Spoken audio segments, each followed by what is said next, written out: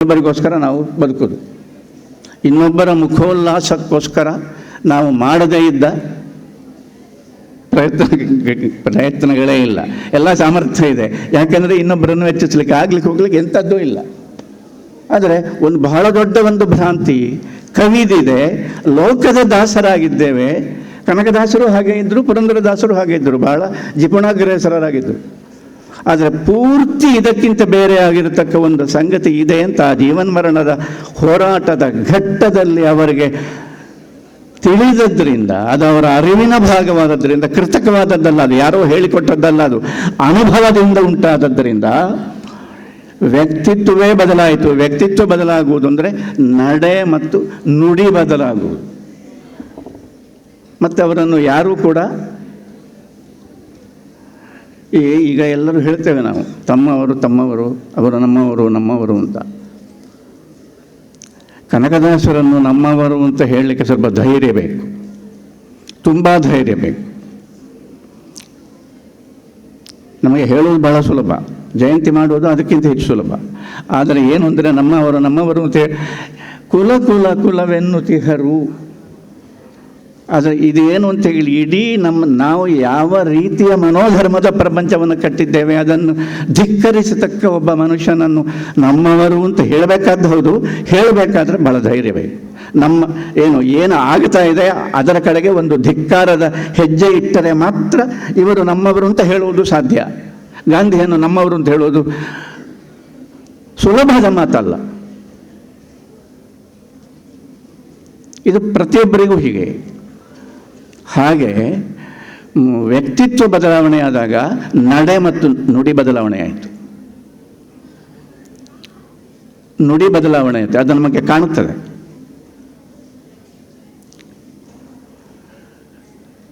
ಬಹಳ ಜನ ನಾನು ಅದರಲ್ಲಿದ್ದೇನೆ, ಬಹಳ ತಪ್ಪು ತಿಳ್ಕೊಂಡಿದ್ದೇವೆ. ಎಂಥದ್ದು ಅಂದರೆ ಕನಕದಾಸರ ಕೀರ್ತನೆಗಳಲ್ಲಿ, ವಚನಗಳಲ್ಲಿ, ಇದರಲ್ಲಿ ಎಲ್ಲದರಲ್ಲಿ ಏನು ಅಂತ ಕೇಳಿದ್ರೆ ಬಂಡಾಯದ ಧ್ವನಿ ಅಂತ. ಬಂಡಾಯದ ಧ್ವನಿ ಇದೆ ಅದರಲ್ಲಿ. ಅದನ್ನು ಯಾರು ಬೇರನ್ನು ಹೇಳಬೇಕಾಗೇ ಇಲ್ಲ, ಅದರಲ್ಲಿ ಇದೆ ಅದು. ಯಾಕಂದರೆ ಲೋಕದ ರೀತಿ ನೀತಿಗಳನ್ನು ಅವರು ಅದು ಹೇಗಿದೆಯೋ ಹಾಗೆ ಒಪ್ಪಿದವರಲ್ಲ, ಅದು ನಿಜ. ಆದರೆ ಅದು ಅಷ್ಟೇ ಅಲ್ಲ ಅದು. ಯಾಕೆಂದರೆ ನಾನು ಆಗ ಒಂದು ಮಾತು ಹೇಳಿದೆ ನೋಡಿ, ಏನಂದರೆ ಈ ಸಾವಿರಾರು ಕೀರ್ತನೆಗಳನ್ನು ಇವರು ಹಾಡಿದರಲ್ಲ, ಈ ಖಜಾನೆ ಅವರೊಳಗೆ ಎಲ್ಲಿತ್ತು ಅಂತ ಕೇಳಿದರೆ ಬಸವಣ್ಣ ಒಂದು ಕಡೆ ಹೇಳ್ತಾರೆ, ನಿನಗೆ ಕೇಡಿಲ್ಲವಾಗಿ ಆನು ಒಲಿದಂತೆ ಹಾಡುವೆ. ದಯಮಾಡಿ ಯೋಚನೆ ಮಾಡಿ, ಇಲ್ಲಿ ಬಂಡಾಯ ಇಲ್ಲ. ನಿನಗೆ ಕೇಡಿಲ್ಲವಾಗಿ ಆನು ಒಲಿದಂತೆ ಹಾಡುವೆ. ನಮ್ಮ ಹಾಗೆ ಎಲ್ಲರೂ ಇದ್ದಾರೆ ಅಂತ ನಾವು ಭಾವಿಸೋದು. ನಮಗಿಂತ ಪೂರ್ತಿ ಭಿನ್ನವಾಗಿರತಕ್ಕ ಒಂದು ಅಸ್ತಿತ್ವ, ಒಂದು ಸತ್ಯ ಇದೆ ಅಂತ ಗೊತ್ತಾದ ಮೇಲೆ, ಹುಟ್ಟಿಲ್ಲದ, ಸಾವಿಲ್ಲದ, ಕೇಡಿಲ್ಲದ ಒಂದು ಅಸ್ತಿತ್ವ ಇದೆ ಅಂತ ಗೊತ್ತಾದಾಗ, ಅನುಭವವಾದಾಗ ಹುಟ್ಟಿಕೊಂಡ ಹಾಡುಗಳ ಪ್ರವಾಹ ಅದು. ಅದರಿಂದ ನಾನು ಏನು ಮಾಡಿದರೂ ಕೂಡ ನನ್ನ ಒಳಗಡೆ ಇದ್ದು ನೀನು ಇದನ್ನು ಹಾಡಿಸುವವನು ಅಂತ, ತಾನು ಮಾಧ್ಯಮ ಅಂತ, ನಿಮಿತ್ತ ಅಂತ. ಅದು ದಾಸೆಯ. ಭಗವಂತನ ದಾಸನಾದವನಿಗೆ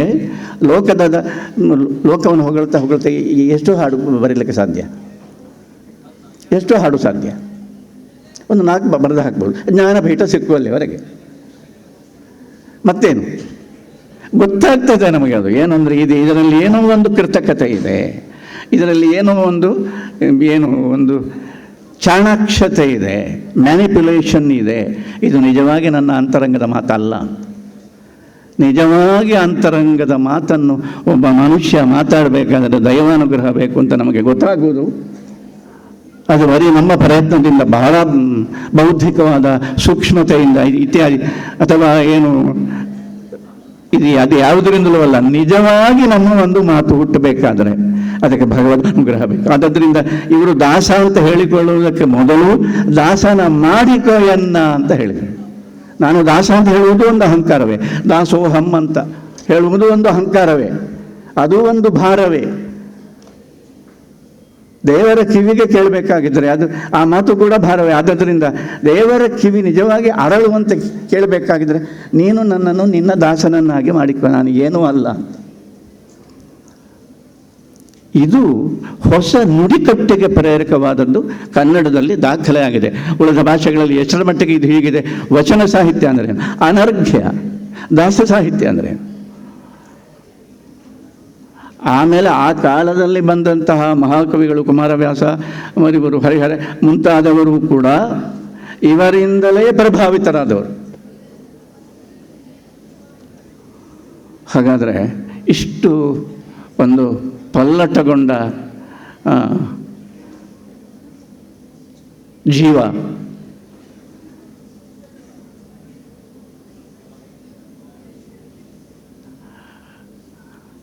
ಅದನ್ನು, ಅವರ ಹಾಡುಗಳನ್ನು, ಅವರ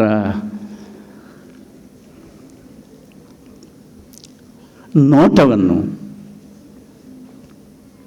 ಅವರ ಅನುಭವವನ್ನು ಮನುಷ್ಯ ಜೀವ ತನ್ನದು ಅಂತ ಮಾಡಿಕೊಳ್ಳಬೇಕು ಎನ್ನುವ ಪ್ರಯತ್ನಕ್ಕೋಸ್ಕರಲ್ಲೂ ಅವರು ಹಾಡಿದ್ದು. ಬರೀ ಹಾಡಿದ್ದು ಮಾತ್ರ ಅಲ್ಲ, ಮನೆ ಮನೆಗೆ ಹೋಗಿ, ಈಗ ನಾವು ಇಲ್ಲಿ ಈಗ ಎಷ್ಟೋ ಶತಮಾನ ಕಳೆದ ಮೇಲೆ ಇವತ್ತು ನಾವು ಮನೆ ಮನೆ ತನಕ ಅಂತ ಹೇಳ್ತಾ ಇದ್ದೇವೆ. ನಾವು ಕನಕದಾಸರೇ ಅವರೇನು ಒಂದು ಕಡೆ ಕೂತ್ಕೊಂಡಿರಲಿಲ್ಲ, ಅವರು ಹಾಡ್ತಾ ಹೋಗ್ತಾ ಇದ್ದರು, ಬೀದಿಯಲ್ಲಿ ನಡೆದಾಡ್ತಾ ಇದ್ರು, ಮನೆ ಬಿಟ್ಟಿದ್ದರು, ಬೀದಿಯಲ್ಲಿ ನಡೆದಾಡ್ತಾ ಇದ್ದರು, ಬೀದಿಯಲ್ಲಿ ಹಾಡ್ತಾ ಇದ್ದರು. ಬೀದಿಯಲ್ಲಿ ಹಾಡುವವರ ಹಿಂದೆ ಜನ ಇರ್ತಾರೆ, ಬರೀ ಚೇಂಬರಲ್ಲಿ ಹಾಡುವವರ ಹಿಂದೆ ಅಲ್ಲ. ಜನ ಹೋಗುವುದು ಎಲ್ಲಿ ಅಂದರೆ ಬೀದಿಯಲ್ಲಿ ಅವನು ಹಾಡ್ತಾನೆ, ಅವನಿಗೆ ಏನೂ ಇಲ್ಲ, ಅವನಿಗಿರುವುದು ಅವನ ಹಾಡು ಮತ್ತು ಅವನಿಂದ ಹಾಡಿಸತಕ್ಕ ದೇವರು ಇದಾನಲ್ಲ, ಅದನ್ನು ಅವನು ನೆಚ್ಚಿದ್ದು. ಇದು ನಮ್ಮನ್ನು ಪ್ರಭಾವಿಸುವ ಹಾಗೆ ಭಾರತದಲ್ಲಿ ಇದು ಬೇರೆ ಬೇರೆ ಉಳಿದ ಯಾವ ಗೋಷ್ಠಿಗಳಾಗಲಿ. ಅದರಿಂದ ಅವರಿಗೆ ಗೊತ್ತಿದೆ ಮನೆ ಮನೆಗೆ ಹೋಗಿ ತಲುಪಿಸಬೇಕಾಗಿರತಕ್ಕ ಸಂಗತಿ ಇದೆ ಅಂತ. ಇದೊಂದು ಬಹಳ ವಿಚಿತ್ರವಾದದ್ದು. ತನ್ನಲ್ಲಿಯೇ ತಾನು ಸಕಲವೂ ಆಗಿರುವ ಭಗವಂತನ ನೆಲೆಯನ್ನು ಕಂಡವನು ಏನು ಮಾಡುತ್ತಾನೆ ಅಂದರೆ ಅದನ್ನು ತನ್ನಲ್ಲಿ ತನಗೆ ಇಟ್ಟುಕೊಳ್ಳಲಿಕ್ಕೆ ಸಾಧ್ಯ ಇಲ್ಲ. ಅನುಭವಿಸುವ ಸಾಮರ್ಥ್ಯ ಬಹಳ, ದಾಸನಿಗೆ ಇರತಕ್ಕ ಅನುಭವಿಸುವ ಸಾಮರ್ಥ್ಯ ಅಮೋಘವಾದದ್ದು. ದಯಮಾಡಿ ಯೋಚನೆ ಮಾಡಿ.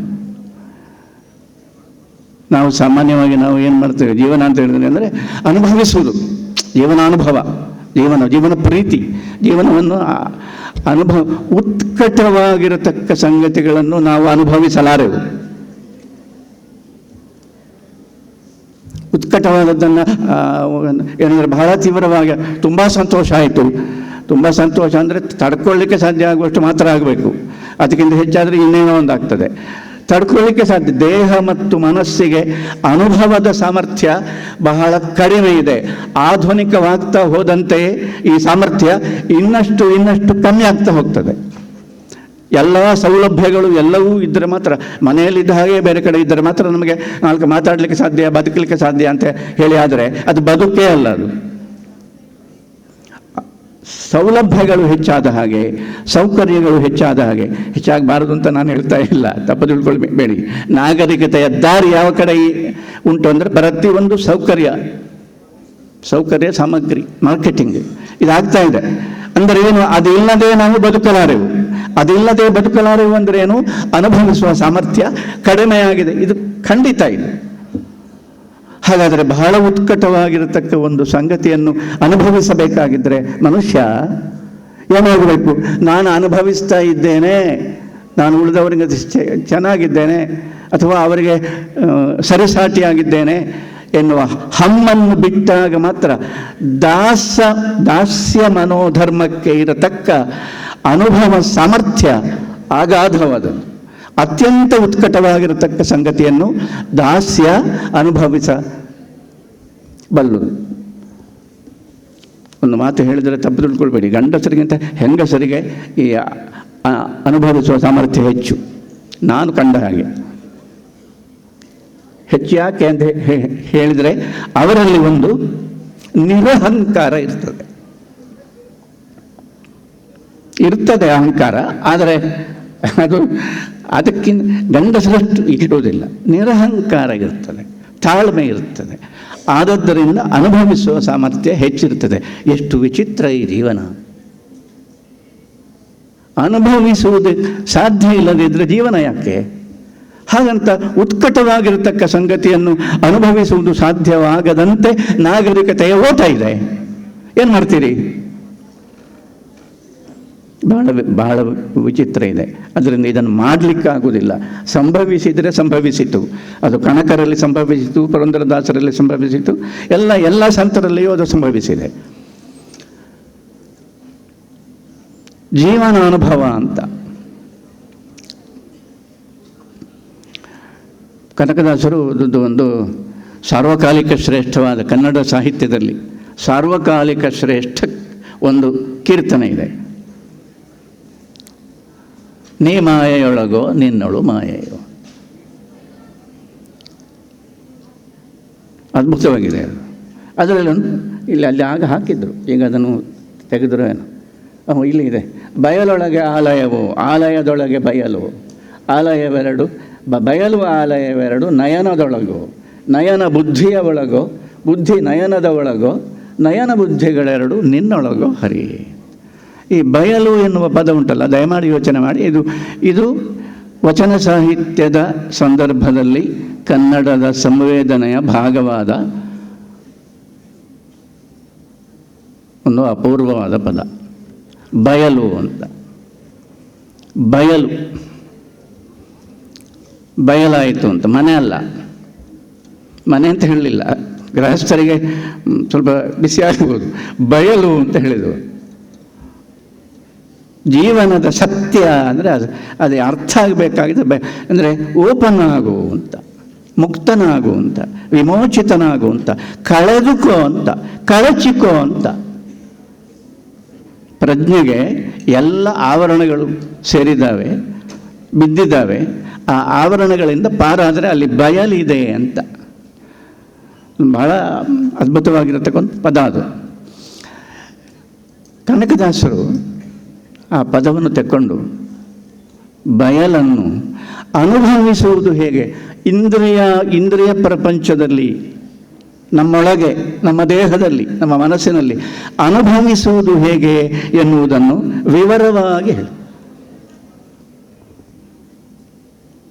ಇದು ಪ್ರಾಯ ವಚನ ಸಾಹಿತ್ಯದಲ್ಲಿ ಇಷ್ಟು ಸ್ಪಷ್ಟವಾಗಿ ಈಗ ಗೊತ್ತಾಗ್ತಾ ಇಲ್ಲ. ನೆನಪು ಮಾಡಿದರೆ ಇದಿರಲಿಕ್ಕೂ ಸಾಕು. ಯಾಕೆಂದರೆ ಅವರು ಸಾಮಾನ್ಯವಾಗಿ ಹೇಳದೆ ಬಿಟ್ಟದ್ದಿಲ್ಲ, ಎಲ್ಲವನ್ನು ಹೇಳಿದ್ದಾರೆ.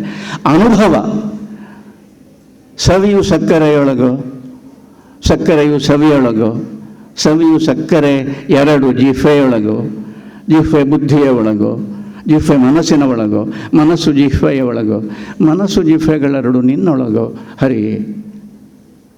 ಇದು ತನ್ನ ಇಂದ್ರಿಯಾನುಭವವನ್ನು ಈ ಯಾವುದನ್ನು ನಿರಾಕರಣೆ ಮಾಡದೆ ತನ್ನ ಇಂದ್ರಿಯಾನುಭವದ ರಹಸ್ಯ ಎಲ್ಲಿದೆ ಅಂತ ಹುಡುಕಾಡುವುದು, ತನ್ನಲ್ಲಿಯೇ ತಾನು ಹುಡುಕಾಡುವುದು, ಯಾವ ಪೂರ್ವಾಗ್ರಹಕ್ಕೂ ಒಳಗಾಗದೆ. ಚಾರ್ವಾಕರಿಗೆ ಇದು ಸಾಧ್ಯ ಇಲ್ಲ. ಇಂದ್ರಿಯಾನುಭವವೇ ಸತ್ಯ ಅಂತ ಹೇಳತಕ್ಕ ಚಾರ್ವಾಕರಿಗೆ ಈ ಸ್ಥಿತಿ ಸಾಧ್ಯ ಇಲ್ಲ. ಇದು ಬಹಳ ವಿಚಿತ್ರ. ಪ್ರತ್ಯಕ್ಷ ಒಂದೇ ಪ್ರಮಾಣ, ಇಂದ್ರಿಯಾನುಭವ ಒಂದೇ ಪ್ರಮಾಣ ಅಂತ ಯಾರು ಹೇಳ್ತಾರೆ, ಅವರಿಗೆ ಇಂದ್ರಿಯಾನುಭವವನ್ನು ಮೀರಿ ಅಥವಾ ಇಂದ್ರಿಯಾನುಭವದ ಒಳಗಡೆ ಇರತಕ್ಕ ರಹಸ್ಯವನ್ನು ಹುಡುಕುವ ಯೋಚನೆಯೇ ಉಂಟಾಗುವುದಿಲ್ಲ. ನಮಗೆ ಗೊತ್ತಿಲ್ಲದೆ ನಾವು ಸೆರೆಯಲ್ಲಿ ಬಿದ್ದಿರ್ತೇವೆ, ಇಂದ್ರಿಯಾನುಭವದ ಸೆರೆಯಲ್ಲಿ ಬಿದ್ದಿರ್ತೇವೆ. ಇದೇನಿದು, ಏನು ಸವಿಯು ಸಕ್ಕರೆಯೊಳಗೋ, ಸಕ್ಕರೆ ಚೆನ್ನಾಗಿದೆ ಅಂತ ಹೇಳಿದರೆ ಒಂದು ರಸಾನುಭವದ ಸಂಗತಿ ಅಂತ ಅಲ್ಲ ಸರ್ ನಾನು ಹೇಳ್ತಾ ಇರೋದು. ಅದೇನು ಅಂದರೆ ಅದೊಂದು ಶೋಧನೆ ಅಂತ. ಬಯಲು ಅಂದರೆ ಏನು ಅಂದರೆ ಒಳಗೊಳ್ಳುವುದು ಅಂತ. ಅದು ಎಲ್ಲವನ್ನೂ ಒಳಗೊಂಡದ್ದು ಅಂತ. ಗೀತೆಯಲ್ಲಿ ಒಂದು ಮಾತಿದೆ ಕೃಷ್ಣನದು, ಏನು ಅಂದರೆ ಮೈ ಸರ್ವಮಿದಂ ಪ್ರೋತಂ ಸೂತ್ರೇ ಮಣಿಗಣ ಇವ ಅಂತ. ನನ್ನಲ್ಲಿ ಎಲ್ಲವೂ ಸೇರಿದೆ, ಒಳಗೊಂಡಿದೆ. ಒಂದು ದಾರದಲ್ಲಿ 100 ಮಣಿಗಳನ್ನು ಸೇರಿಸಿ ನೀವು ಹೇಗೆ ಒಂದು ದಾರವನ್ನು ಕಟ್ಟುತ್ತೀರೋ, ಆ ದಾರದಲ್ಲಿ ಆ ಮಣಿಗಳು ಹೇಗೆ ಸೇರಿದ್ದಾವೆಯೋ ಹಾಗೆ ನನ್ನಲ್ಲಿ ಎಲ್ಲವೂ, ಪ್ರಪಂಚ ಎಲ್ಲವೂ ಸೇರಿದೆ. ಯಾವುದನ್ನು ಬಿಡ್ಲಿಕ್ಕೆ ಸಾಧ್ಯ ಇಲ್ಲ. ಒಳ್ಳೆಯದು ಕೆಟ್ಟದ್ದು ಎನ್ನುವ ಪ್ರಶ್ನೆಯೇ ಇಲ್ಲ. ಒಳಗಳು ಇದು ಉಂಟಲ್ಲ, ಇದು ಆಧುನಿಕರಿಗೆ ಭಾರಿ ಕಷ್ಟ. ಇದು ಏನು ಬಹಳ ಈ ಎರಡು ಭಾಗ ಆಗಿ ಕಪ್ಪು ಬಿಳಿ, ಇದು ಸರಿ ಇದು ತಪ್ಪು ಅಂತ ಯೋಚನೆ ಮಾಡಿಯೇ ನಮ್ಮ ಮನಸ್ಸನ್ನು ಬುದ್ಧಿಯನ್ನು ಬಳಲಿಸಿಕೊಂಡ ನಮಗೆ ಈ ಎಲ್ಲವನ್ನೂ ಒಳಗೊಂಡ ಒಂದು ಸಂಗತಿ ಇದೆ ಅಂತ ಒಪ್ಪುವುದೇ ಕಷ್ಟವಾಗಿದೆ. ಆದರೆ ಅದನ್ನು ಅವರು ಹೇಳದೇ ಇರಲಿಕ್ಕೆ ಅವರಿಗೆ ಸಾಧ್ಯ ಇಲ್ಲ. ನಮಗೆ ಕೇಳಬೇಕು ಅಂತಲೇ ಅವರು ಅದನ್ನು ಹೇಳೋದು. ನಾವು ಕೇಳಬೇಕಾದ ಈ ಮಾತನ್ನು ಅಂತ, ಎಲ್ಲವನ್ನೂ ಒಳಗೊಂಡ, ನಿನಗೆ ಕೇಳಿಲ್ಲವಾಗಿ ಎಲ್ಲವನ್ನೂ ಒಳಗೊಂಡ ಒಂದು ಸಂಗತಿ. ಬಯಲು ಅಂದರೆ ಅದು ಎಲ್ಲವೂ ಇದೆ, ಅದರಲ್ಲಿ ಅದು ನಮ್ಮಲ್ಲಿಯೇ ಇದೆ. ಅದು ಯಾವುದೇ ಒಂದು ಇಂದ್ರಿಯ ಅನುಭವದಲ್ಲಿ ಪರ್ಯಾಪ್ತವಲ್ಲ. ಒಂದು ಇಂದ್ರಿಯ ಅನುಭವವನ್ನು ಬಹಳ ಪ್ರೀತಿಸಿ ನೀವು ಅದನ್ನು ಹಿಡಿದು ಶೋಧಿಸಿದರೆ ಅದರಲ್ಲಿ ನಿಮಗೆ ಭಗವಂತನ ಕೈವಾಡ ಸಿಕ್ಕುತ್ತೆ. ಇದನ್ನು ಹೇಳಬೇಕಾದ್ರೆ ಬಹಳ ಧೈರ್ಯ ಬೇಡವಾ? ಧೈರ್ಯಕ್ಕಿಂತ ಹೆಚ್ಚಿಗೆ ಮುಗ್ಧತೆ ಬೇಕು. ಅದಕ್ಕಿಂತ ಹೆಚ್ಚಿಗೆ ಅದು ಅನುಭವವಾಗಿರಬೇಕು.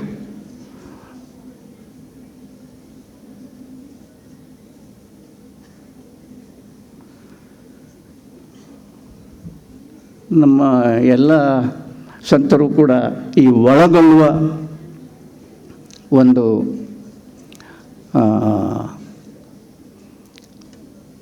ಪ್ರಕ್ರಿಯೆಯನ್ನು ಅನುಭವಿಸಿದವರೇ. ಅದರಲ್ಲಿ ಅನೇಕ ಸಂಗತಿಗಳು ನಡೆದಿದ್ದಾವೆ. ಜ್ಞಾನೇಶ್ವರಿಯಲ್ಲಿ ನನಗೆ ಈಗ ಹೇಳಿದಾರಲ್ಲ ಏನು ಸಂತ ಪರಂಪರೆ ಅಂತ, ಜ್ಞಾನೇಶ್ವರಿಯಲ್ಲಿ ಅದರದ್ದು ಮಂಗಲ ಪದ್ಯ ಇದೆ. ಗಣಪತಿ ಸ್ತುತಿ ಮಾಡ್ತಾನೆ ಜ್ಞಾನೇಶ್ವರ.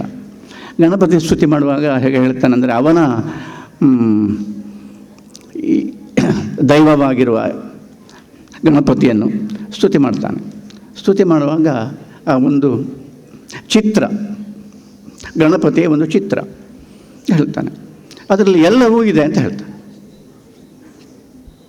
ಅದರಲ್ಲಿ ಎಲ್ಲವೂ ಇದೆ. ಎಲ್ಲ ಧರ್ಮಗಳು ಇದ್ದಾವೆ, ಎಲ್ಲ ಮತಗಳು ಇದ್ದಾವೆ, ಎಲ್ಲ ವಾದಗಳು ಇದ್ದಾವೆ. ಅದೆಲ್ಲ ಸೇರಿ ಆ ಒಂದು ಆನೆಯ ಆಕಾರ ಆಗಿದೆ ಅದು ಅಂತ ಹೇಳ್ತಾನೆ. ದ್ವೈತ ಅಂತ ಉಂಟಲ್ಲ, ಹೌದು ಇದೆ. ಭಾಳ ಜಗಳ ಮಾಡ್ತಾ ಇದ್ದಾರೆ. ಅದೇನು ಅಂತ ಕೇಳಿದರೆ ಅವನು ಹೇಳುವುದು, ಅದು ಆನೆಯ ಕುಂಭಸ್ಥಳದಲ್ಲಿ ಎರಡು ಭಾಗ ಕಾಣುತ್ತದಲ್ಲ, ಆನೆಯ ಕುಂಭಸ್ಥಳವನ್ನು ಮಸ್ತಕವನ್ನು ನೀವು ನೋಡಿದರೆ, ಅಥವಾ ತಲೆಯನ್ನು ನೋಡಿದರೆ ಎಡಭಾಗ ಬಲಭಾಗ ಕಾಣ್ತದೆ, ಎರಡು ಕಾಣ್ತದೆ. ಹಾಗೆ ಅದೇನೆಂದರೆ ಅದು ಅಲ್ಲಿ ಸೇರಿದೆ ಅಂತ. ಬೌದ್ಧರ ಬಗ್ಗೆ ಭಾಳ ಚೆನ್ನಾಗಿ ಹೇಳ್ತಾನೆ.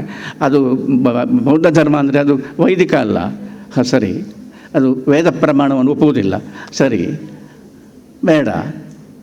ಜ್ಞಾನೇಶ್ವರ ವೇದ ಪ್ರಮಾಣವನ್ನು ಒಪ್ಪುವವನು, ವೈದಿಕ. ಆದ್ದರಿಂದ ಅವನಿಗೆ ಗಣಪತಿ ದೇವರು.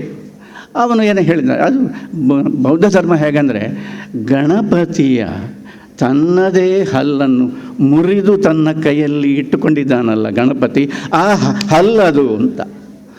ಏನು ಚೋದ್ಯ ಇದು ಅಂತ ಕೇಳಿದರೆ, ಈಗ ಇದನ್ನು ಬೌದ್ಧರು ಒಪ್ತಾರೋ ಇಲ್ಲೋ ಎನ್ನುವುದು ಬೇರೆ ವಿಷಯ, ಜಗಳವೇ ಆಗ್ಬೋದು. ಜಗಳ ಆದರೆ ಏನು ಅಡ್ಡಿಲ್ಲ, ಅದಕ್ಕೆಲ್ಲ ನಮ್ಮ ತಲೆ ಕೆಡಿಸಿಕೊಳ್ಬೇಕಾಗಿಲ್ಲ. ಆದರೆ ವಿಷಯ ಹೇಗಿದೆ ಅಂದರೆ, ಇದು ಈ ಎಲ್ಲವನ್ನೂ ಒಳಗೊಳ್ಳುವ ಒಂದು ಸ್ಥಿತಿ, ಯಾವುದು ಬೇರೆ ಇಲ್ಲ. ಅದಕ್ಕೆ ಯಾವುದೋ ಒಂದು ಸ್ಥಾನ ಇದೆ, ಅದಕ್ಕೆ ಯಾವುದೋ ಒಂದು ಜಾಗ ಇದೆ. ಅದನ್ನು ಸಮಗ್ರವಾಗಿ ಅದನ್ನು ನೋಡುವುದು. ಹೀಗೆ ಒಂದು ಅನುಭವ ಒಬ್ಬನಿಗೆ ಬಂದರೆ, ಅವನು ಮಾತಾಡಿದರೆ, ಅವನು ಹಾಡಿದರೆ ಅದು ಹೇಗಿರಬಹುದು ಎನ್ನುವುದಕ್ಕೆ ಈ ಅಭಂಗಗಳು, ಕೀರ್ತನೆಗಳು, ವಚನಗಳು, ದೋಹಾಗಳು ಸಾಕ್ಷಿ. ಎಲ್ಲರೂ ಒಂದೇ ರೀತಿ ಹೇಳಿದಾರೋ, ಅವರವರಲ್ಲಿ ಪರಸ್ಪರ ಸ್ತರಭೇದಗಳಿಲ್ಲವೇ ಅಂತ ಕೇಳಿದರೆ ಅದೆಲ್ಲ ಇದೆ, ಅದೆಲ್ಲ ಇರಲಿಕ್ಕೆ ಸಾಕು. ಆದರೆ ಮೂಲತಃ ಒಂದು ನಾವು ಲೋಕ ಜೀವನದಲ್ಲಿ ಕಂಡಿಲ್ಲದ ಈ ಎಲ್ಲವನ್ನು ವಿಂಗಡಿಸಿ ನೋಡತಕ್ಕ ಪ್ರವೃತ್ತಿಗೆ, ಪ್ರಜ್ಞೆಯ ಪ್ರವೃತ್ತಿಗೆ ಗೋಚರವಾಗದ ಒಂದು ವಿಶೇಷ ಸತ್ಯ ಅವರಿಗೆ ಗೊತ್ತಾಗಿದೆ. ಅದನ್ನು ಅವರು ಹೇಳದೇ ಇರಲಿಕ್ಕೆ ಸಾಧ್ಯ ಇಲ್ಲ. ಅದವರು ಹೇಳಿದ್ದಾರೆ, ಅದವರು ಹಾಡಿದ್ದಾರೆ. ಅವರಿಗೆ ಲೋಕಜೀವನ ಅಂತ ಹೇಳಿದರೆ ಇದು ಒಳಗೊಳ್ಳಬೇಕಾದದ್ದು ಅಂತ ಹೇಳಿದರೆ, ಈ ಲೋಕಜೀವನ ನೋಡಿದರೆ ಅವರು ಹೇಗೆ ಕಾಣ್ತದೆ ಅಂತ ಹೇಳಿದರೆ ಒಂದು ಚಿತ್ರಗಳನ್ನು ಕಂಡ ಹಾಗೆ ಕಾಣುತ್ತದೆ. ಕನಕದಾಸರ ಹರಿಭಕ್ತಿ ಸಾರದಲ್ಲಿ ಬಹಳ ಅದ್ಭುತವಾದ ಒಂದು ಮಾತಿದೆ. ಗೋಪುರದ ಭಾರವನು ಗಾರೆಯ ರೂಪು ತೋರಿದ ಪ್ರತಿಮೆಯಂದದಳು, ಈ ಸಂಸಾರ ಭಾರವನಂತು ಶಿರದಲ್ಲಿ ತಾ ಪರಾಕ್ರಮಿ ಎಂದು ಮನುಜನು ಕಾಪಥವನೈದುವನು, ವಿಶ್ವವ್ಯಾಪಕನು ನೀನೆಲೆ ದೇವ ರಕ್ಷಿಸು ನಮ್ಮ ನನವರತ. ಒಂದು ಗೋಪುರವನ್ನು ನೋಡಿದರೆ ಗೋಪುರದಲ್ಲಿ ಅನೇಕ ಕೆತ್ತನೆಗಳಿದ್ದಾವೆ, ಒಂದು ಚಿತ್ರ ಇದೆ. ಆ ಗೋಪುರದಲ್ಲಿ ಒಂದು ಚಿತ್ರ ಇದೆ. ಅದು ಯಾವುದು ಅಂದರೆ ಅದು ತಳಭಾಗದಲ್ಲಿ ಕೆಳಗಡೆ ಇರೋದಕ್ಕೆ ಒಂದು ಚಿತ್ರ ಇದೆ. ಅದು ಯಾವುದರ ಚಿತ್ರ ಅಂತ ಕೇಳಿದರೆ ಇಡೀ ಗೋಪುರವನ್ನು ತಾನು ಹೊತ್ತಂತಹ ಒಂದು ವ್ಯಕ್ತಿಯ ಚಿತ್ರ. ಅದು ಗೋಪುರದಲ್ಲಿ ಇರತಕ್ಕ ಒಂದು ಚಿತ್ರ. ಅದು ಗೋಪುರವನ್ನು ಹೊತ್ತಂತಹ ಒಂದು ಚಿತ್ರ. ಅದು ಚಿತ್ರವೇ. ಅದನ್ನು ನೋಡಿ ಅಲ್ಲಿ ಅದನ್ನು ದಿಟ್ಟಿಸಿ ನೋಡಿ ಕನಕದಾಸರೇ ಹೇಳುವುದು, ಗೋಪುರದ ಭಾರವನು ಗಾರೆಯ ರೂಪು ತೋರಿದ ಪ್ರತಿಮೆಯಂದದಳು ಹೊತ್ತು ತಾ ಪರಾಕ್ರಮಿ ಎಂದು ಮನುಜನು ಕಾಪಥವನೈದುವನು. ಆ ಚಿತ್ರವನ್ನು ಹೊತ್ತದ್ದು ಯಾವುದು? ಆ ಗೋಪುರವನ್ನು ಹೊತ್ತದ್ದು ಯಾವುದು? ಭೂಮಿ ಅಲ್ವಾ? ಭೂಮಿಯನ್ನು ಹೊತ್ತದ್ದು ಯಾವುದು? ಭಗವಂತ ಅಲ್ವಾ? ವಿಶ್ವವ್ಯಾಪಕನು ನೀನೆಲೆ ದೇವ ಅಂತ ಅವರಿಗೂ ಎಲ್ಲವನ್ನೂ ಹೊತ್ತುಕೊಂಡಂತಹ ಒಂದು ಸ್ಥಿತಿಯ ಕಲ್ಪನೆ ಇದೆ. ಎಲ್ಲವನ್ನು ಯಾವುದೋ ಒಂದು ಸತ್ಯ ಹೊತ್ತುಕೊಂಡಿದೆ, ಧಾರಣ ಮಾಡಿದೆ. ಇಲ್ಲಿ ನೋಡಿದರೆ ಒಂದು ಚಿತ್ರವನ್ನು ಅವರು ನೋಡ್ತಾ ಇದ್ದಾರೆ. ಓಹೋ, ಹಾಗಾದರೆ ಈ ಚಿತ್ರ ಉಂಟಲ್ಲ, ಇದು ಏನು ಅಂತ ಅರ್ಥ ಆಗಬೇಕಾದ್ರೆ ನಮಗೆ ಶಂಕರಾಚಾರ್ಯರೇ ಗತಿ. ಅವರು ಹೇಳಿದರೆ ಇದೇನು ಅಂದರೆ ವಿವರ್ತ ಅಂತ. ಎಲ್ಲವನ್ನೂ ನಾವು ಮಾಡ್ತಾ ಇದ್ದೇವೆ ಎನ್ನುವ ಒಂದು ಭಾವನೆ ನಮ್ಮಲ್ಲಿ ಉಂಟಲ್ಲ, ಎಲ್ಲವನ್ನೂ ಹೊತ್ಕೊಂಡಿದ್ದೇವೆ ಅಂತ ಒಂದು ಭಾವನೆ ಉಂಟಲ್ಲ, ಅದು ನಿಜವಾಗಿ ಎಲ್ಲವನ್ನೂ ಹೊತ್ತುಕೊಂಡಿರತಕ್ಕ ಒಂದು ಸತ್ಯ ಇದೆ. ಅದರ ವಿವರ್ತವಾಗಿ ನಮಗೆ ಇಲ್ಲಿ ಕಾಣಿಸ್ತದೆ ಅಂತ ಚಿತ್ರ ಇದು ಅಂತ. ರಾಮಕೃಷ್ಣ ಪರಮಹಂಸರು ದಕ್ಷಿಣೇಶ್ವರದಿಂದ ಅವರ ಶಿಷ್ಯರು ಅವರನ್ನು ಕಲ್ಕತ್ತಾಕ್ಕೆ ಕರ್ಕೊಂಡು ಹೋಗ್ತಾ ಇದ್ದರಂತೆ. ಅದರಲ್ಲಿ ಹೋಗುವಾಗ ಅಲ್ಲಿ ಒಬ್ಬರು ಶಿಷ್ಯರ ಮನೆಯಲ್ಲಿ ಆಗ ತಾನೇ ಆ ಶಿಷ್ಯರು ಪರ್ಚೇಸ್ ಮಾಡಿದ ಒಂದು ಕ್ಯಾಮರಾ ಇತ್ತಂತೆ. ಅವರ ಆ ಅದರಲ್ಲಿ ಹೀಗೆಲ್ಲ ಚಿತ್ರ ಬರ್ತದೆ, ಫೋಟೋ ತೆಗಿಲಿಕ್ಕಾಗ್ತದೆ ಅಂತ ಅದನ್ನೆಲ್ಲ ರಾಮಕೃಷ್ಣರಿಗೆ ಬಹಳ ಹೇಳಿದ್ರಂತೆ, ಅದರ ಬಗ್ಗೆ ಎಲ್ಲ ಹೇಳಿದ್ರಂತೆ. ರಾಮಕೃಷ್ಣರಿಗೆ ಬಹಳ ಆಶ್ಚರ್ಯ ಆಯ್ತಂತೆ, ಪರಮಾಶ್ಚರ್ಯ. ಹೀಗೆ ನಮ್ಮ ಚಿತ್ರವನ್ನು ಅದರಲ್ಲಿ ಅದ್ರ ಒಳಗೆ ಇರಲಿಕ್ಕಾಗ್ತದೆ ಅದರಲ್ಲಿ ಅಂತ ಎಲ್ಲ ಕೇಳ್ತಾ ಇದ್ದರಂತೆ. ಈ ಬಗ್ಗೆ ಬರೀತಾ ಆಧುನಿಕ ವಿದ್ವಾಂಸರೊಬ್ಬರು ಬರೆದರು, ನೋಡಿ, ವೈಜ್ಞಾನಿಕವಾದ ಉಪಕರಣಗಳ ಬಗ್ಗೆ, ಸಂಶೋಧನೆಗಳ ಬಗ್ಗೆ, ಆಧುನಿಕತೆಯ ಬಗ್ಗೆ ರಾಮಕೃಷ್ಣರಿಗೆ ಒಂದು ಸೆಳೆತ ಇತ್ತು ಅಂತ. ಇವರಿಗೆ ಆಗಬೇಕಾದಷ್ಟೇ ಸೆಳೆತ ಇದ್ದಿರಲಿಕ್ಕೂ ಸಾಕು, ಇಲ್ಲ ಅಂತ ಹೇಳಿಕೆ ನಾವು ಯಾರು. ಆದರೆ ವಿಷಯ ಏನು ಅಂತ ಕೇಳಿದರೆ, ರಾಮಕೃಷ್ಣರಿಗೆ ಆದ ಆಶ್ಚರ್ಯ ಏನು ಅಂತ ಕೇಳಿದರೆ, ನಾವು ಭಗವಂತನ ಒಂದು ಚಿತ್ರ, ಇಮೇಜ್, ಮನುಷ್ಯ ಜೀವ ಉಂಟಲ್ಲ, ಇದು ಭಗವಂತನ ಒಂದು ಚಿತ್ರ. ನಾವು ಒಂದು ನಿಮಿತ್ತ, ಒಂದು ಚಿತ್ರ. ಇದರ ಪ್ರಾಣ ಇರುವುದು ಭಗವಂತನಲ್ಲಿ, ಇದರ ಪ್ರಾಣಧಾರಣೆ ಮಾಡಿರತಕ್ಕವನು ಭಗವಂತ. ಆದರೆ ಹೀಗಿರಲಾಗಿ, ವಿಷಯ ಹೀಗಿರಲಾಗಿ, ಮನುಷ್ಯ ಏನು ಮಾಡ್ತಾನೆಂದರೆ ಇದು ಗೊತ್ತಿಲ್ಲದೆ ಏನು ಮಾಡ್ತಾನೆ ಅಂದರೆ ಚಿತ್ರಗಳನ್ನು ಮಾಡ್ತಾ ಹೋಗ್ತಾನೆ. ಚಿತ್ರಗಳನ್ನು ಮಾಡುವುದಕ್ಕೆ, ಚಿತ್ರ ನೋಡಿ ಸಂಭ್ರಮಿಸುವುದಕ್ಕೆ, ಚಿತ್ರ ನೋಡಿ ಉದ್ರಿಕ್ತರಾಗುವುದಕ್ಕೆ, ಚಿತ್ರ ನೋಡಿ ಜೀವನ ಅನುಭವವನ್ನು ಪಡೆಯುವುದಕ್ಕೆ ಕಾರಣವಾಗಿರತಕ್ಕ ಸಂಗತಿ ಯಾವುದು ಅಂದರೆ, ನಾವು ನಿಜವಾಗಿ ಭಗವಂತನ ಚಿತ್ರ ಅಂತ ಆಗಿರುವುದು. ಈ ಕಡೆ ಹೋಗುವುದಿಲ್ಲ, ಹಿಂದಗಡೆ ಹೋಗುವುದಿಲ್ಲ, ಮುಂದಗಡೆ ನೋಡಿ ಅನೇಕ ಸಿದ್ಧಾಂತಗಳನ್ನು ಮಾಡ್ತಾ ಹೋಗ್ತೇವೆ. ಇದು ಹೀಗಿಲ್ಲ, ಇದು ವಿಷಯ ಇರುವುದು ಹೀಗೆ, ತಪ್ಪಲ್ಲ. ಆದರೆ ಒಂದು ಪಲ್ಲಟವಾಗದೆ ಇದರ ರಹಸ್ಯ ಅರ್ಥ ಆಗುವುದಿಲ್ಲ ಅಂತ ನಮಗೆ ಗೊತ್ತು ಮಾಡಿದವರು, ಹೀಗೆ ವ್ಯಕ್ತಿತ್ವವೇ ಪಲ್ಲಟಗೊಂಡ ದಾಸರುಗಳು, ವಚನಕಾರರು ಇತ್ಯಾದಿ ಇತ್ಯಾದಿ ಭಾರತೀಯ ಸಂತ ಪರಂಪರೆ. ಅದರ ಒಂದು ಶಿಖರಪ್ರಾಯವಾಗಿ ಕನ್ನಡದಲ್ಲಿ ಕನಕದಾಸರ ಕೃತಿಗಳು, ಕನಕದಾಸರ ಸ್ಮೃತಿಗಳು ಇವೆ. ನಾನು ಇನ್ನೂ ಕೆಲವು ವಿಷಯ ಹೇಳಬೇಕು, ಹೊತ್ತಾಯಿತು ಅಂತ ನನಗೆ ಒಂದು ಭಾಸ ಆಗ್ತಾ ಇದೆ. ಅದರಿಂದ ಅದು ಒಂದಂದರೆ ನಮ್ಮ ಜನರ ಪೌರಾಣಿಕ ಒಂದು ಚಿಂತನೆ ಹೇಗಿರ್ತದೆ ಅಂದರೆ ಕನಕದಾಸ ಅವತಾರ ಪುರುಷ ಅಂತ. ಅದು ಸರಿ, ಯಾರ ಅವತಾರ ಅಂತ ಹುಡುಕೋದು. ಈಗ ಅವತಾರ ಪುರುಷ ಅಂತ ಅದಕ್ಕೆ ಸರಿ ಯಾರ ಅವತಾರ ಅಂತ. ಕನಕದಾಸ ಮಹಾಭಾರತದಲ್ಲಿ ಬಂದ ಒಂದು ಪಾತ್ರ ಇದೆ, ವಿದುರನದ್ದು. ಅವನ ಅವತಾರ, ವಿದುರನ ಅವತಾರ. ಯಾಕೆ ವಿದುರ ಅವತಾರ? ಯಾಕೆ ಅಂದರೆ ವಿದುರ ದಾಸಿ ಪುತ್ರ, ವ್ಯಾಸರ ನಿಯೋಗದಲ್ಲಿ, ದಾಸಿಗೆ ಆದಂತಹ ನಿಯೋಗದಲ್ಲಿ ಜನಿಸಿದವನು ವಿದುರ. ಸಿಂಹಾಸನದಲ್ಲಿ ಏರಬೇಕಾದ ಸಕಲ ಯೋಗ್ಯತೆಗಳಿದ್ದರೂ ಕೂಡ ಈ ಕಾರಣದಿಂದ, ಕಾರಣಾಂತರ ಅಲ್ಲ, ಈ ಕಾರಣದಿಂದ ಅವನು ಸಿಂಹಾಸನಾಧಿಕಾರಿ ಆಗಲಿಲ್ಲ. ವಿದುರ ಜ್ಞಾನಿ, ಬಹಳ ದೊಡ್ಡ ಜ್ಞಾನಿ. ಮಹಾಭಾರತದಲ್ಲಿ ವ್ಯಾಸರನ್ನು ಬಿಟ್ಟರೆ ಬಹಳ ದೊಡ್ಡ, ವ್ಯಾಸರನ್ನು ಕೃಷ್ಣರನ್ನು ಬಿಟ್ಟರೆ ಬಹಳ ದೊಡ್ಡ ಜ್ಞಾನಿ ಇರುವುದು ಮೂರನೇ ಹೆಸರು ವಿದುರನದ್ದೇ. ವಿದುರ ಅವತಾರ. ಯಾಕೆಂದರೆ ಇಲ್ಲಿ ಅವನು ಬ್ರಾಹ್ಮಣೇತರನಾಗಿದ್ದ, ಕುರುಬನಾಗಿದ್ದ ಅಂತ ನೋಡಿ. ಅದರ ಒಟ್ಟಿಗೆ ಇನ್ನೊಂದಿದೆ, ಈ ಪುರಾಣಗಳನ್ನು ನೀವು ಹಿಡಿದು ಯೋಚನೆ ಮಾಡುವುದಕ್ಕೆ ಹೊರಟ್ರೆ ಅದು ಒಂದು ಕಡೆಯಿಂದ ಒಂದು ರೀತಿ ಅರ್ಥ ಹೇಳ್ತದೆ, ಮತ್ತೊಂದು ಕಡೆಯಿಂದ ಅದನ್ನು ಬಿಡಿಸ್ತಾ ಹೋಗ್ತದೆ. ಮತ್ತೊಂದು ಕಡೆಯಿಂದ ನೀವು ನೋಡಿದರೆ ವಿದುರ ಯಾರು ಅಂತ ಕೇಳಿದರೆ ಯಮಧರ್ಮನ ಅವತಾರ ಅಂತ. ವಿದುರ ಹುಟ್ಟಿದ, ಸರಿ, ಅವನು ಯಮಧರ್ಮನ ಅವತಾರ. ಅದೇ ಯಮಧರ್ಮನ ಅವತಾರವಾಗಿ ಮತ್ತೊಂದು ಪಾತ್ರ ಇದೆ ಮಹಾಭಾರತದಲ್ಲಿ, ಧರ್ಮರಾಯನದು. ಹಾಗಾದರೆ ಕನಕದಾಸ ಯಮಧರ್ಮನ ಅವತಾರ ಅಂತ. ಅದು ಹೇಗೆ ಹೇಳ್ತೀರಿ? ಹೇಳುವುದಕ್ಕೇನಿಲ್ಲ, ಕಥೆಯಲ್ಲಿ ಇದೆ ಹಾಗೆ. ಏನಂದರೆ ಜೀವನ್ಮರಣ ಪ್ರಶ್ನೆಯಲ್ಲಿ ಒದ್ದಾಡ್ತಾ ಇದ್ದಾಗ, ಸಾವು ಬದುಕಿನ ಮಧ್ಯದ ಸ್ಥಿತಿಯಲ್ಲಿ ಮನಸ್ಸು ಹೋರಾಟ ಮಾಡ್ತಾ ಇದ್ದಾಗ ವ್ಯಕ್ತಿತ್ವ ಪಲ್ಲಟವಾಗಿ ದಾಸನಾದವನು, ನಾಯಕನು ದಾಸನಾದವನು, ವೀರನು ದಾಸನಾದವನು. ಈ ಕಾರಣದಿಂದ ಅದಕ್ಕೆ ಸಾವಿಗೆ ಒಂದು ಸಂಬಂಧ ಇದೆ. ಹೊಸ ಹುಟ್ಟಿಗೆ ಹಳೆಯದರ ಸಾವಿನ ಒಟ್ಟಿಗೆ ಒಂದು ನಿಕಟ ಸಂಬಂಧ ಇದೆ. ಆದ್ದರಿಂದ ಕನಕದಾಸನನ್ನು ಯಮಧರ್ಮನ ಅವತಾರ ಅಂತ ಹೇಳ್ತಾರೆ. ನಾನು ಹೇಳಬೇಕಾದದ್ದೇನೆಂದರೆ ಯಮಧರ್ಮನ ಅವತಾರ ಅಂತ ನಾವು ಒಪ್ಪುವ, ಯಾಕೆಂದರೆ ನಮ್ಮಲ್ಲಿ ಒಂದು ಹೊಸ ಹುಟ್ಟು ಆಗಲಿ ಅಂತ.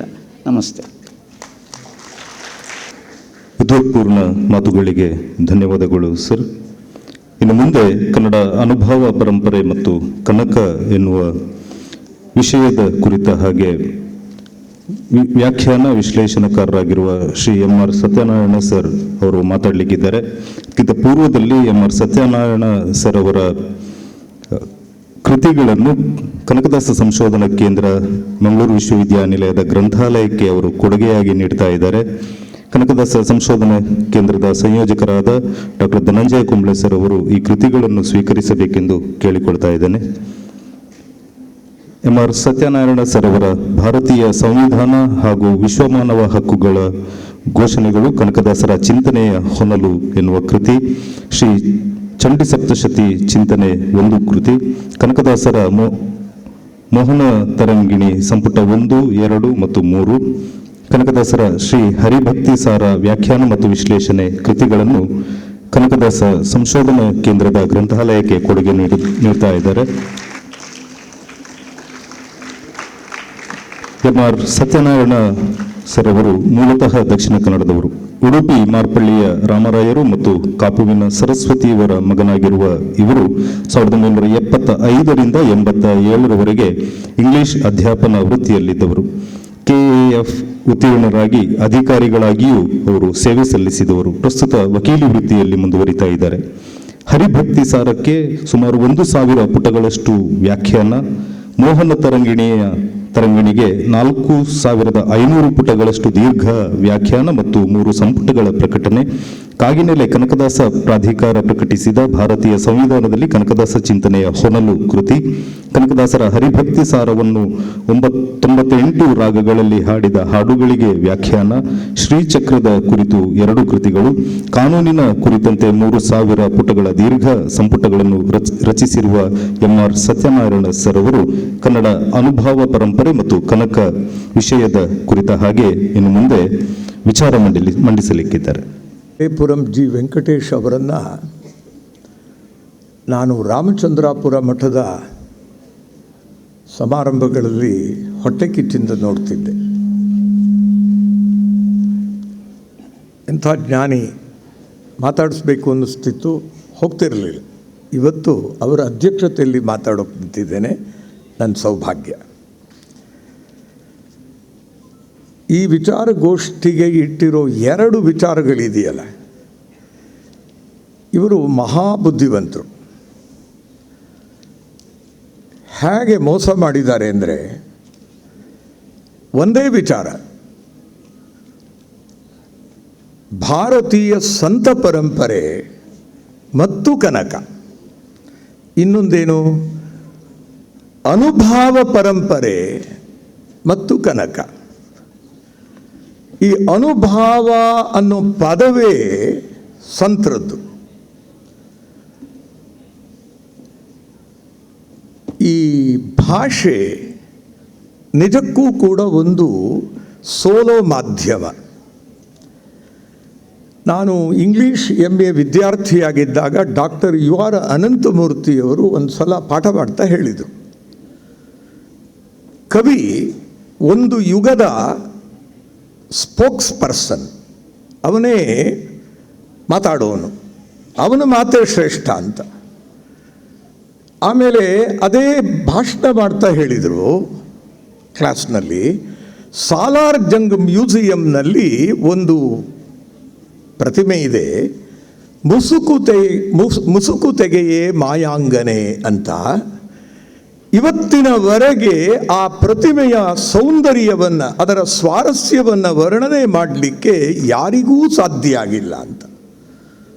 ನಾನು ಕೂಡಲೇ ಕೇಳಿದೆ, ಮತ್ತು ಭಾಷೆ ಆ ಶಿಲ್ಪಿ ಎದುರುಗಡೆ ಸೋಲ್ತಲ್ಲ ಅಂತ. ಸುಮ್ಮನೆ ರೀ ಅಂದರು. ಭಾಷೆ ಸುಮಾರು ಕಡೆಗಳಲ್ಲಿ ಸೋಲ್ತದೆ. ಅನುಭವ ಬಿಡಿ, ಅನುಭವದ ಮಾತಾಡಿ. ನಾನು ಜಹಾಂಗೀರು, ಜಿಲೇಬಿ, ಬೆಲ್ಲ, ಸಕ್ಕರೆ ಎಲ್ಲ ಕೊಡ್ತೀನಿ. ಅದರದ ಅನುಭವನ ವರ್ಣನೆ ಮಾಡಿ ನೋಡೋಣ. ಸರ್, ಜಿಲೇಬಿ ಹೇಗಿದೆ? ಸಿಹಿಯಾಗಿದೆ. ಜಹಾಂಗೀರ್ ಸಿಹಿಯಾಗಿದೆ. ಹಾಂ, ಆ ಸಿಹಿನೂ ಈ ಸಿಹಿನೂ ಒಂದೇನೋ? ನಮ್ಮ ನೋವು, ನಮ್ಮ ದುಃಖ ಒಂದು ಸಂದರ್ಭದಲ್ಲಾಗೋ ಒಂದು ಅನುಭವವನ್ನು ಇನ್ನೊಂದು ಸಂದರ್ಭದಲ್ಲಾಗೋ ಅದೇ ಥರದ ಮತ್ತೊಂದು ಅನುಭವವನ್ನು ಎಲ್ಲಿ ವರ್ಣನೆ ಮಾಡಿ ನೋಡೋಣ? ಸಾಧ್ಯವಾಗಲಿಲ್ಲ. ಅದಕ್ಕೆ ಈ ಮೂಕ ಸ್ವಾದನವತ್ ಅಂತ ನಾರದರು ಭಕ್ತಿ ಸೂತ್ರದಲ್ಲಿ ಹೇಳಿದರು ಅಂತ. ಮೂಕನ ಆಸ್ವಾದನವತ್. ಬರೀ ಮೂಕ ಅಲ್ಲ, ನಾವೆಲ್ಲರೂ ಮೂಕರೇ. ಹಾಗಾಗಿ ಭಾಷೆ ಬಹಳ ಕಡೆ ಸೋಲುವುದನ್ನು ನೋಡ್ತೇನೆ. ಅದರಲ್ಲೂ ನೀವು ಈ ಅನುಭಾವಕ್ಕೆ ಹೋಗಿಬಿಟ್ರಂತೂ ಬಹಳ ಕಷ್ಟ. ನಾನು ಲಲಿತೋಪಾಖ್ಯಾನವನ್ನು ನೋಡ್ತಾ ಇದ್ದೆ. ಅದರಲ್ಲಿ ಹಯಗ್ರೀವ ಮುನಿ ಶ್ರೀ ಲಲಿತೆಯನ್ನು ವರ್ಣನೆ ಮಾಡ್ತಾ ಮಾಡ್ತಾ ಬರ್ತಾನೆ. ಕೊನೆಗೆ ಹೃಯತೆ, ನನ್ನ ಕಂಠ ಯಾಕೋ ಸಂಕುಚಿತ ಆಗ್ತಾ ಇದೆ, ಮಾತು ಹೊರಡ್ತಾ ಇಲ್ಲ. ಯಥೋ ವಾಚೋ ನಿವರ್ತಂತೆ ಅಪ್ರಾಪ್ಯ ಮನಸಾ ಸಹ. ಅದನ್ನು ಕೋಟ್ ಮಾಡ್ತಾನೆ ಲಲಿತೋಪಾಖ್ಯಾನದಲ್ಲಿ. ಬೃಹಸ್ಪತ್ಯಾಚಾರ್ಯರಿಗೆ ಸಮಾನರಾದಂಥವರು ವ್ಯಾಖ್ಯಾನ ಮಾಡಲಿ, ಈ ಭೂಮಂಡಲದಲ್ಲಿ ಇರತಕ್ಕಂಥ ಎಲ್ಲರೂ ಕೂಡ ಕಲ್ಪತರು ಇದೆಯಲ್ಲ, ಅದರ ಶಾಖೆಯನ್ನು ತುಂಡು ಮಾಡಿಕೊಂಡು ಲೇಖನಿ ಮಾಡಿಕೊಂಡು ಕೂತ್ಕೊಳ್ಳಿ. ಸಪ್ತ ಸಾಗರಗಳ ನೀರೇನಿದೆ ಅದನ್ನೇ ಶಾಯಿ ಮಾಡಿಕೊಂಡು ವರ್ಣನೆ ಮಾಡಿ ಇಷ್ಟು ಸಹಸ್ರ ವರ್ಷಗಳು ನೀವು ಬರೆದರೂ ಕೂಡ ಅಮ್ಮನವರ ಹೆಬ್ಬೆಟ್ಟಿದೆಯಲ್ಲ, ಆ ಹೆಬ್ಬೆಟ್ಟಿನ ಉಗುರಿದೆಯಲ್ಲ, ಆ ಉಗುರಿನ ಕಾಂತಿಯ ಸಹಸ್ರ ಏಕಾಂಶ ಅದನ್ನು ಕೂಡ ವರ್ಣನೆ ಮಾಡಲಾರ್ರಿ ಅಂತಾನೆ. ಇದು ಅನುಭಾವಿಗಳು ನಮಗೆ ಕೊಡೋ ತೊಂದರೆ. ಕಠೋಪನಿಷತ್ತಿರ್ಬೋದು, ಶ್ವೇತಾಶ್ವತರ ಉಪನಿಷತ್ತಿರ್ಬೋದು, ಅಲ್ಲಿ ಬರೋ ಮಾತು ನೋಡಿ, ನ ತತ್ರ ಸೂರ್ಯೋ ಭಾತಿ ನ ಚಂದ್ರ ತಾರಕಂ ನ ಇಮಾ ವಿದ್ಯುತಃ ಭಾಂತಿ ಕುತಃ ಅಯಂ ಅಗ್ನಿ. ಈ ಜುಜುಬಿ ಅಗ್ನಿ ಎಲ್ಲಿ ತಂ ಏವ ಭಾಂತಂ ಅನುಭಾತಿ ಸರ್ವಂ ತಸ್ಯ ಭಾಸಾ ಸರ್ವಂ ಇದಂ ವಿಭಾತಿ. ಕುವೆಂಪು ಶಿಲಾ ತಪಸ್ವಿಲ್ ಬರೆದರು, ಕತ್ಲಿರಲಿಲ್ಲ, ಹಗಲಿರಲಿಲ್ಲ, ಅದಿರಲಿಲ್ಲ, ಇದಿರಲಿಲ್ಲ. ಕಲ್ಪನೆ ಮಾಡ್ಕೊಳ್ಳಿ, ವರ್ಣನೆ ಮಾಡಿ.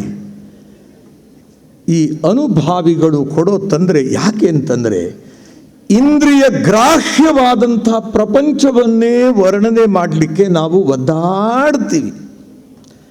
ಅದರಲ್ಲೇ ಅಪರಿಪೂರ್ಣ ಜ್ಞಾನ ನಮ್ಮದು. E=mc² ಅಂತ ಐನ್ಸ್ಟೀನ್ ಬರೆದರೆ ನೋ, ಅದರಲ್ಲಿ ಸಿ ಅಂತಕ್ಕಂಥದ್ದು constant. No it is variant ಅಂತ ಪ್ರೊಫೆಸರ್ ಲ್ಯಾಟಿಸ್ ಕೊಲಂಬಿಯಾ ಯೂನಿವರ್ಸಿಟಿಯವನು ಅದರ ಮೇಲೆ ಪ್ರಬಂಧ ಮಂಡಿಸ್ದ. ವಿಜ್ಞಾನವೇ ಇನ್ನೂ ಕೂಡ ಪಕ್ವವಾಗಿ ನಮಗೆ ಲೌಕಿಕವನ್ನು ಬಿಟ್ಕೊಡ್ತಿಲ್ಲ. ಇನ್ನು ಅಲೌಕಿಕ ಲೋಕಕ್ಕೆ ಕರ್ಕೊಂಡು ಹೋಗೋ ಈ ಸಂತರು ಅವರು ಆಡೋ ಅನುಭಾವದ ಭಾಷೆ ಕನ್ನಡ ಸಾಹಿತ್ಯದಲ್ಲಿ ಹೇಗೆ ಬಂದಿದೆ, ಆ ಪರಂಪರೆ ಏನು ಅಂತ. ಆ ಪರಂಪರೆ ಅನ್ಬೇಕಾದ್ರೆ ಕಂಟಿನ್ಯೂಯಿಟಿ ಇದೆ. ಕೇವಲ ವಚನ ಸಾಹಿತ್ಯದಿಂದ ಆರಂಭ ಆಗಿದ್ದಲ್ಲ ಅದು. ನಾನು ಯಾವುದೋ ಒಂದು ಲೇಖನ ಓದ್ತಿದ್ದೆ, ಯಾಕೆ ಪಂಪನ ಹತ್ರಕ್ಕೆ ಹೋಗಿ ಅನುಭಾವ ಇಲ್ವೇನೋ? ಆ ವಿಮಲ ವಾಹ ಅಜಿತನಾಥ ಪುರಾಣದಲ್ಲಿ ಅಥವಾ ಅಜಿತ ಪುರಾಣದಲ್ಲಿ ರನ್ನ ಬರಿತಾನಲ್ಲ, ಅಲ್ಲಿ ವೈರಾಗ್ಯ ಬರ್ತದಲ್ಲ, ಆ ಅನುಭಾವ ಇಲ್ವಾ? ಆ ನೀಲಾಂಜನೆಯ ನೃತ್ಯ ನೋಡ್ತಾ ನೋಡ್ತಾ ಪುರುದೇವ ಅಮರಿ ಸಂಸ್ಕೃತಿಯಂ ಅದನ್ನ ಬಗೆಯೊಳ್ ನಾಟುವಿನಂ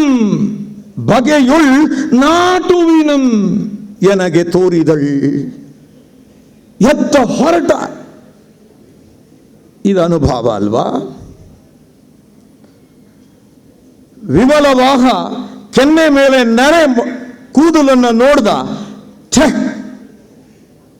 ಆ ಬಾಹುಬಲಿ 3 ಯುದ್ಧಗಳಲ್ಲೂ ಕೂಡ ಗೆದ್ದವನು ಎತ್ತಿ ಆ ಮರಕತ ಶೈಲ ಕನಕಾಚಲನಂ ಪೊತ್ತುದು ಎನೆ ಅವಳನ್ನ ಎತ್ತಿ ಮೇಲೆ ಎತ್ತಿ ತಿರುಗಿಸ್ತಾ ಇಲ್ಲ. ಅತೀಂದ್ರಿಯವೇ ಸುಖಂ ಅಂತ ಕೆಳಗೆ ಇಳಿಸಿದ್ನಲ್ಲ, ಇದು ಅನುಭಾವ ಅಲ್ವಾ? ನೆಲಸುಗೆ ನಿನ್ನ ವಕ್ಷದೊಳ ನಿಚ್ಚಳಂ ಈ ಭಟ ಖಡ್ಗ ಮಂಡಲೋತ್ಪಲವನ ವಿಭ್ರಮ ಭ್ರಮರಿಯಪ್ಪ ಮನೋಹರಿ ರಾಜ್ಯಲಕ್ಷ್ಮಿ. ಈ ಮಾತು ಸುಮ್ಮನೆ ಆಡಲಿಲ್ಲ, ಯಾರೋ ರಾಜಕಾರಣಿಗಳಾಡ್ದ ಹಾಗೆ. ತಕ್ಷಣ ಅದನ್ನೆಲ್ಲ ಬಿಟ್ಟು ಅಣ್ಣ ತಗೋ ಹೊರಟ್ನಲ್ಲ, ಇದೇನು? ಎಲ್ಲಿಂದ ಹೋಗ್ತೀರಿ? ಇದು ವಿವೇಕಾನಂದರು ಯುರೋಪ್ನಲ್ಲಿ ಭಾಷಣ ಮಾಡ್ತಾ ಆಡಿದ ಮಾತು. ಈಗ ನಮಗೆ ರಾಜಕಾರಣ ಗ್ರಾಮಗಳಲ್ಲಿ ಬಂದಿದೆ, ಕೊಲೆ ಸುಲಿಗೆಗಳಾಗ್ತಾ ಇದೆ. ವಿವೇಕಾನಂದರು ಭಾಷಣ ಮಾಡುವಾಗ ಒಂದು ಮಾತಾಡ್ತಾರೆ, ಯುರೋಪಿನ ಜನಕ್ಕೆ ಕೇಳಿ, ನಿನ್ನ ಧರ್ಮ ಯಾವುದು? ಗೊತ್ತಿಲ್ಲ. ಪಕ್ಷ ಯಾವುದು? ನಂದು ಲೇಬರ್, ನಂದು ಲಿಬರಲ್, ನಂದು ಕನ್ಸರ್ವೇಟಿವ್, ನಂದು ಡೆಮೋಕ್ರಾಟ್ ಹೇಳ್ತಾರೆ. ಭಾರತೀಯರನ್ನು ಕೇಳಿ ಧರ್ಮ ಯಾವುದು ಕೇಳಿ ಹೇಳ್ತಾರೆ. ಈ ರೀತಿ ಯಾವಾಗ ಈ ಧರ್ಮದ ಚೌಕಟ್ಟನ್ನ ಬೇಸ್ ಮಾಡಿಕೊಂಡು ಬರೆಯಕ್ಕೆ ಶುರು ಮಾಡಿದ್ರಲ್ಲ, ಬದುಕಲಿಕ್ಕೆ ಶುರು ಮಾಡಿದ್ರಲ್ಲ, ಈ ಧರ್ಮ ಅಂತಕ್ಕಂಥ ಪ್ರವಾಹ ಕೆಲವು ಕಡೆ ಭೋರ್ಗರಿತು, ಕೆಲವು ಕಡೆ ಸಂಕುಚಿತವಾಗಿ ಹರಿತು, ಕೆಲವು ಕಡೆ ಆಳವಾಗಿ ಹೋಗ್ತು, ಇನ್ನು ಕೆಲವು ಕಡೆ ಶಾಲೋ ಆಗಿ ಮೇಲ್ ಬಂತು. ವಚನ ಸಾಹಿತ್ಯದಲ್ಲಿಯೇ ಅನುಭಾವ ಅನ್ನೋ ಮಾತು ಸರಿಯಲ್ಲ.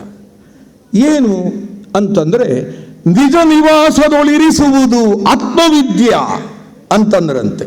ಯಾರು ಹೇಳಲಿಲ್ಲ ಈ ಆತ್ಮವಿದ್ಯೆಯನ್ನ? ವೇದಕ್ಕೋಗಿ ಸಂಹಿತೆಗಳಲ್ಲಿ ಇರೋ ಚಿಂತನೆ ಬ್ರಾಹ್ಮಣಗಳಲ್ಲಿದೆಯೋ, ಆರಣ್ಯಕಗಳಲ್ಲಿ ಹೇಗೆ ಬೆಳವಣಿಗೆ ಆಯಿತು ನೋಡಿ. ವೇದಾಂತಕ್ಕೆ ಬರುವಾಗ ಅನುಭಾವದ ತುದಿಗೆ ಏರ್ಲಿಕ್ಕೆ ಶುರು ಮಾಡಿದ. ಅಶ್ವಮೇಧ ಯಾಗಕ್ಕೆ ಕುದುರೆಯನ್ನ ಬಲಿ ಕೊಡೋದನ್ನ ಬಿಟ್ಟು ಬೃಹದಾರಣ್ಯಕದಲ್ಲಿ ಅದರ ಪ್ರತಿಮೆಯನ್ನ ಕೊಡಕ್ಕೆ ಶುರು ಮಾಡಿದ. ಇದು ಎಲ್ರಿಗೂ ಸಾಧ್ಯ ಇಲ್ಲ. ಇದು ನೆಲದಲ್ಲಿ ಸಿಗೋ ಜಲ್ಲಿ ಕಲ್ಲಲ್ಲ. ವಚನ ಸಾಹಿತ್ಯದಲ್ಲಿ ಪ್ರತಿಯೊಬ್ಬನು ಅನುಭಾವಿ ಅಂತ ಮಾತಾಡಿದರೆ ಬಹುಶಃ ನಾವು ದ್ರೋಹ ಮಾಡ್ದಂಗಾಗತ್ತೆ. ಅಲ್ಲಮ ಪ್ರಭು ಅದಕ್ಕೆ ಮಾತಾಡ್ತಾನೆ. ಆ ಲಿಂಗನ್ನ ಪೃಥ್ವಿಯೊಳಗೆ ಹುಟ್ಟಿದ ಲಿಂಗ ಕಂಡ್ರು, ಆ ಕಲ್ಲು ಕುಟಿಗ ಅದಕ್ಕೆ ರೂಪ ಕೊಟ್ಟ, ಅದೇ ಎಲ್ಲ ಅಂತ ತಿಳ್ಕೊಂಡು ಅನುಭಾವಿಗಳಾಗ್ರೋ. ನಿಮ್ಮನ್ನು ನೋಡಿ ಗೊಗ್ಗೇಶ್ವರ ಗುಹೇಶ್ವರ ನಗುತ್ತಾನೆ ಕಂಡ್ರು. ಇದು ಅಲ್ಲಮ ಪ್ರಭು. ಎಷ್ಟು ವಚನಗಳು ಬೇಕು ಅಲ್ಲಮ ಪ್ರಭುದು. ಅವನು ಹೇಳುವ ಮಾತು ಹಾಗಾಗಿ ನಮಗೆ ಅರ್ಥವಾಗುವುದಿಲ್ಲ. ಪೂರ್ಣಮದ ಪೂರ್ಣಮದಂ ಪೂರ್ಣಾತ್ ಪೂರ್ಣಮುದಚ್ಯತೆ ಪೂರ್ಣಸ್ಯ ಪೂರ್ಣಮಾದಾಯ ಪೂರ್ಣಂ ಏವಾವಶಿಷ್ಯತೆ ಅಂದ್ರಲ್ಲ.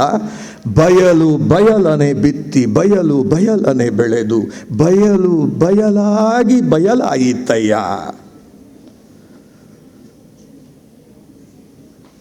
ಆ ಅಲ್ಲಮ ಪ್ರಭು ಅವನ ವಚನಗಳನ್ನ ಬೆಡಗಿನ ವಚನಗಳು ಅಂತ ಪಕ್ಕಕ್ಕಿಟ್ವಿ.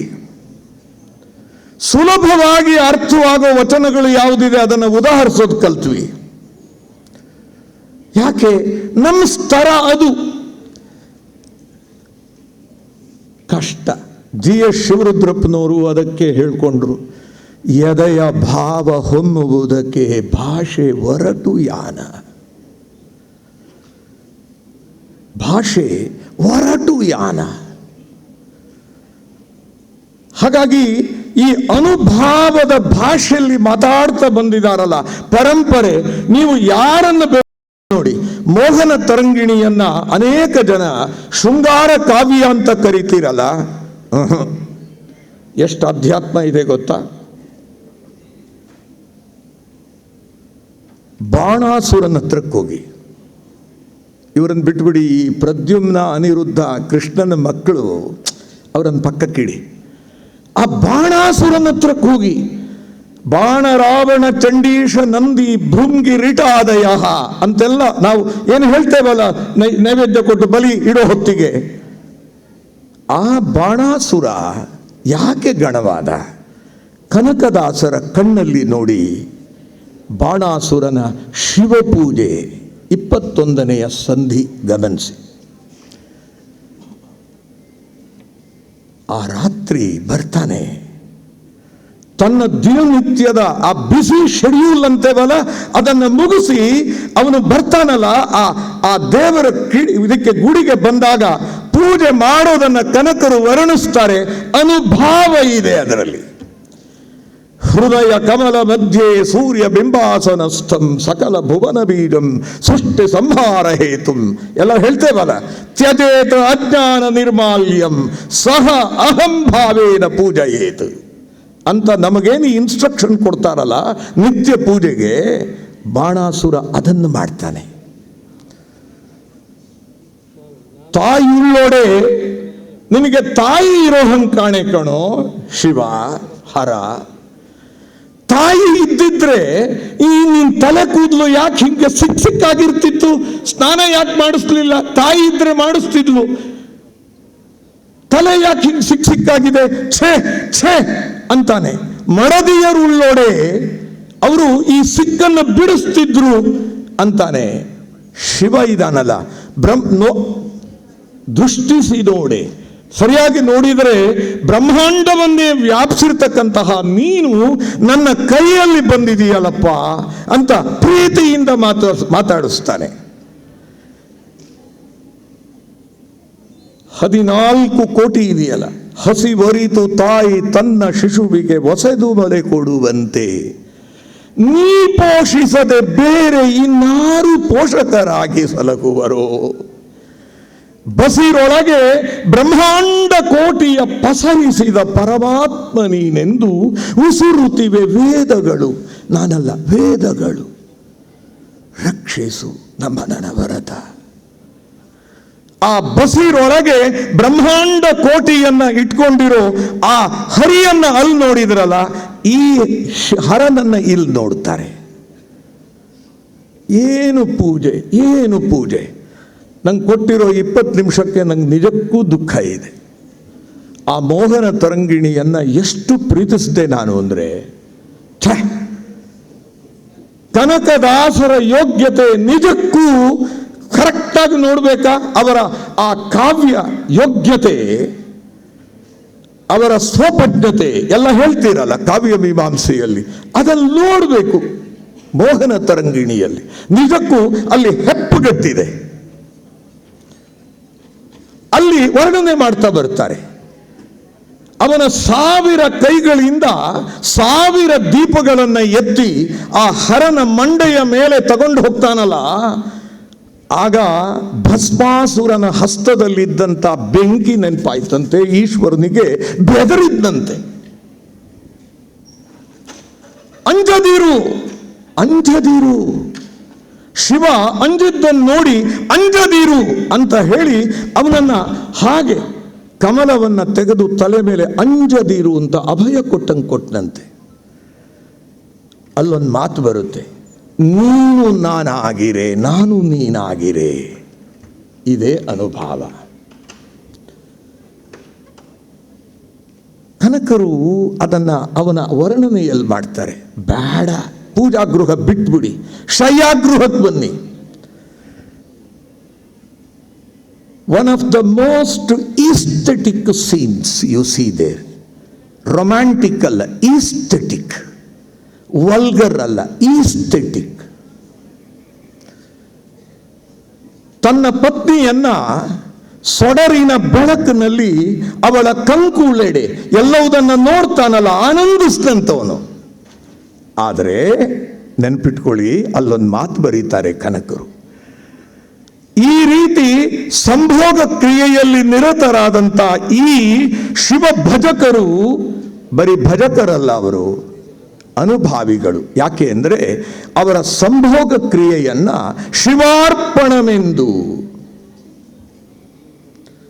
ಅದು ಶಿವಾರ್ಪಣ ಮಾಡಿದರು ಅವರು. ಅಲ್ಲಿ ಸಂಭೋಗ ಶೃಂಗಾರ ಕ್ರಿಯೆಯಲ್ಲಿ ಅವರು ಶಿವ ಪೂಜೆಯನ್ನು ನೋಡ್ತಾ ಇದ್ದಾರೆ. ಇಡೀ ನಮ್ಮ ಧಾರ್ಮಿಕ ಸಾಹಿತ್ಯ ಏನು ಹೇಳ್ತಿದೆ, ನಾನು ಯಾವಾಗಲೂ ಕೇಳುವುದು, ಅಲ್ಲ ಸೂಳೆಯರು ಅಮ್ಮನವರಲ್ವಾ ಅಂತ. ಸ್ತ್ರೀಯ ಸಮಸ್ತ ಸಕಲ ಜಗತ್ಸು ತ್ವಯೈಕಯ ಪೂರಿತನ್ನಾಂಬ ಏತತ್ ಕಾಥೇ ಸ್ತುತಿಸ್ತವ್ಯ ಪರಾಪರೋಕ್ತಿ. ಸಪ್ತಶತಿ, ಚಂಡೀ ಸಪ್ತಶತಿಯಲ್ಲಿ ಬರೋ ಮಂತ್ರ ಇದು. ಎಲ್ಲ ನೀನೆ. ತ್ವಂ ಏವ ಮಾತಾ ಚ ಪಿತಾ ತ್ವಮೇವ. ಯಾಕೆ ಹೆಂಡತಿ ಅಲ್ವಾ? ಹೆಂಡತಿ ಜೊತೆ ನಡೆಸೋ ಕ್ರಿಯೆ ಹಾಗಾದ್ರೆ ಅದು ದೈವ ಕ್ರಿಯೆ ಅಲ್ವಾ? ಕೊನಾರ್ಕಲ್ಲಿ ಕೆತ್ತಿರೋದು ಹಾಗಾದ್ರೆ ಅಲ್ವಾ?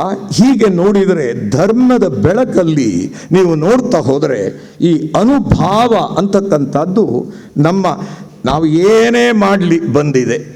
ಓದ್ತಾ ಇದ್ದೆ ಇತ್ತೀಚೆಗೆ, ಕಾರ್ಲ್ ಹೆಚ್ ಪಾಟರ್ ಅನ್ನೋನು 25 ವಾಲ್ಯೂಮ್ಸ್ ಪ್ರಕಟಿಸಿದ್ದಾನೆ, ಎನ್ಸೈಕ್ಲೋಪೀಡಿಯಾ ಆಫ್ ಇಂಡಿಯನ್ ಫಿಲಾಸಫಿ ಅಂತ.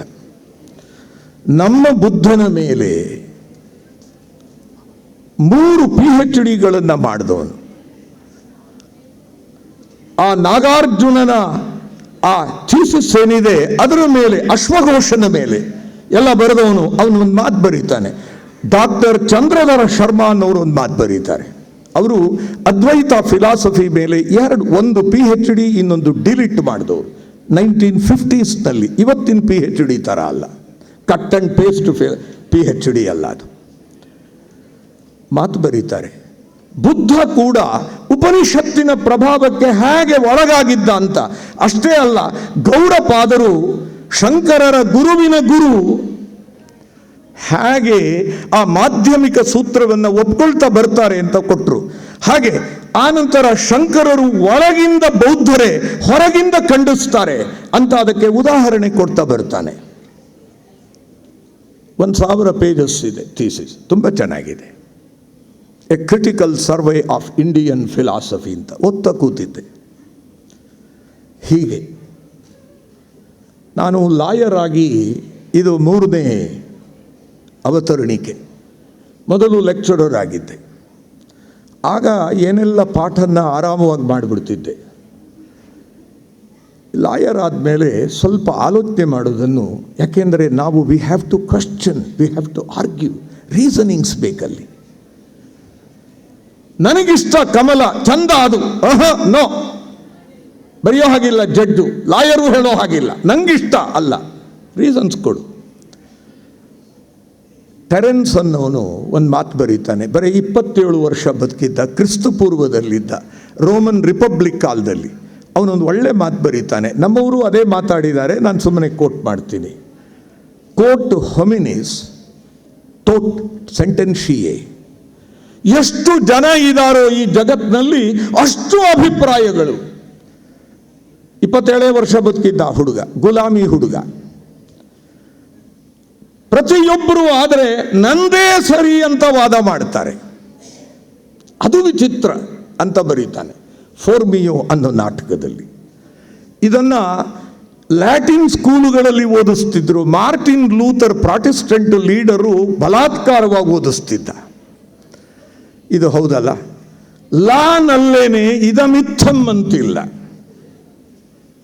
ಸುಪ್ರೀಂ ಕೋರ್ಟು ಮೊನ್ನೆ ಹೇಳಿದ್ದನ್ನ ನೆನ್ನೆ ತೆಗಿತದೆ, ನೆನ್ನೆ ಹೇಳಿದ್ದು ಇವತ್ತು ಬದಲಾಯಿಸ್ತದೆ. ಯಾಕೆ? ನಿರಂತರವಾಗಿ ಬದಲಾವಣೆ ಮಾಡ್ತಾ ಹೋಗ್ತಾನೆ. To think is human. ಆದ್ರಿಂದ ಇದಮಿತ್ತಂ ಅಂತ ಎಲ್ಲೂ ಇಲ್ಲ. ಸಾಹಿತ್ಯದಲ್ಲಿ ನಾನು ಬಹಳ ಸಲ ತಲೆ ಕೆಡಿಸ್ಕೊಂಡಿದ್ದೆ. ನನ್ನ ಹತ್ರ IAS ಪಾಠ ಮಾಡಿಸ್ಕೊಳ್ಳೋಕ್ಕೆ ಬರ್ತಾ ಇದ್ದ ಸೈನ್ಸ್ ಸ್ಟೂಡೆಂಟು ಕನ್ನಡ ಮೇಜರ್ ತಕ್ಕೊಂಡು 3 ವರ್ಷ ಕಷ್ಟಪಟ್ಟು ಓದಿ ಆಮೇಲೆ ಹೇಳಿದ್ಲು, ಸರ್ ನಂಗೆ ಸಾಹಿತ್ಯ ಬೇಡ ಸರ್. ಯಾಕೆ? ಒಬ್ಬೊಬ್ರದ್ದು ಒಂದೊಂದು ಅಭಿಪ್ರಾಯ ಸರ್. ಲಿಟ್ರೇಚರೇ ಹಾಗೆ. ಒಂದು ಕಾಲದಲ್ಲಿ ಮೆಟಫಿಸಿಕಲ್ ಪೊಯೆಟ್ರಿ ಅನ್ನೋದು ನಾನ್ ಸೆನ್ಸ್ ಆಯಿತು, ಅದೇ ಒಂದ್ಸಲ ಗ್ರೇಟ್ ಆಯಿತು. What does John Keats write? Nonsense ಅಂತ ಬರೆದ್ರು. ಅವ ಸತ್ತು ಹೋದ ಕನ್ಸಂಪ್ಷನ್ ನಿಂದ. ಶೆಲ್ಲಿ ಅಬ್ಬರಿಸ್ದ. Who killed him? The critics killed him.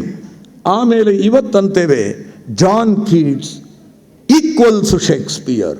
No, excels Shakespeare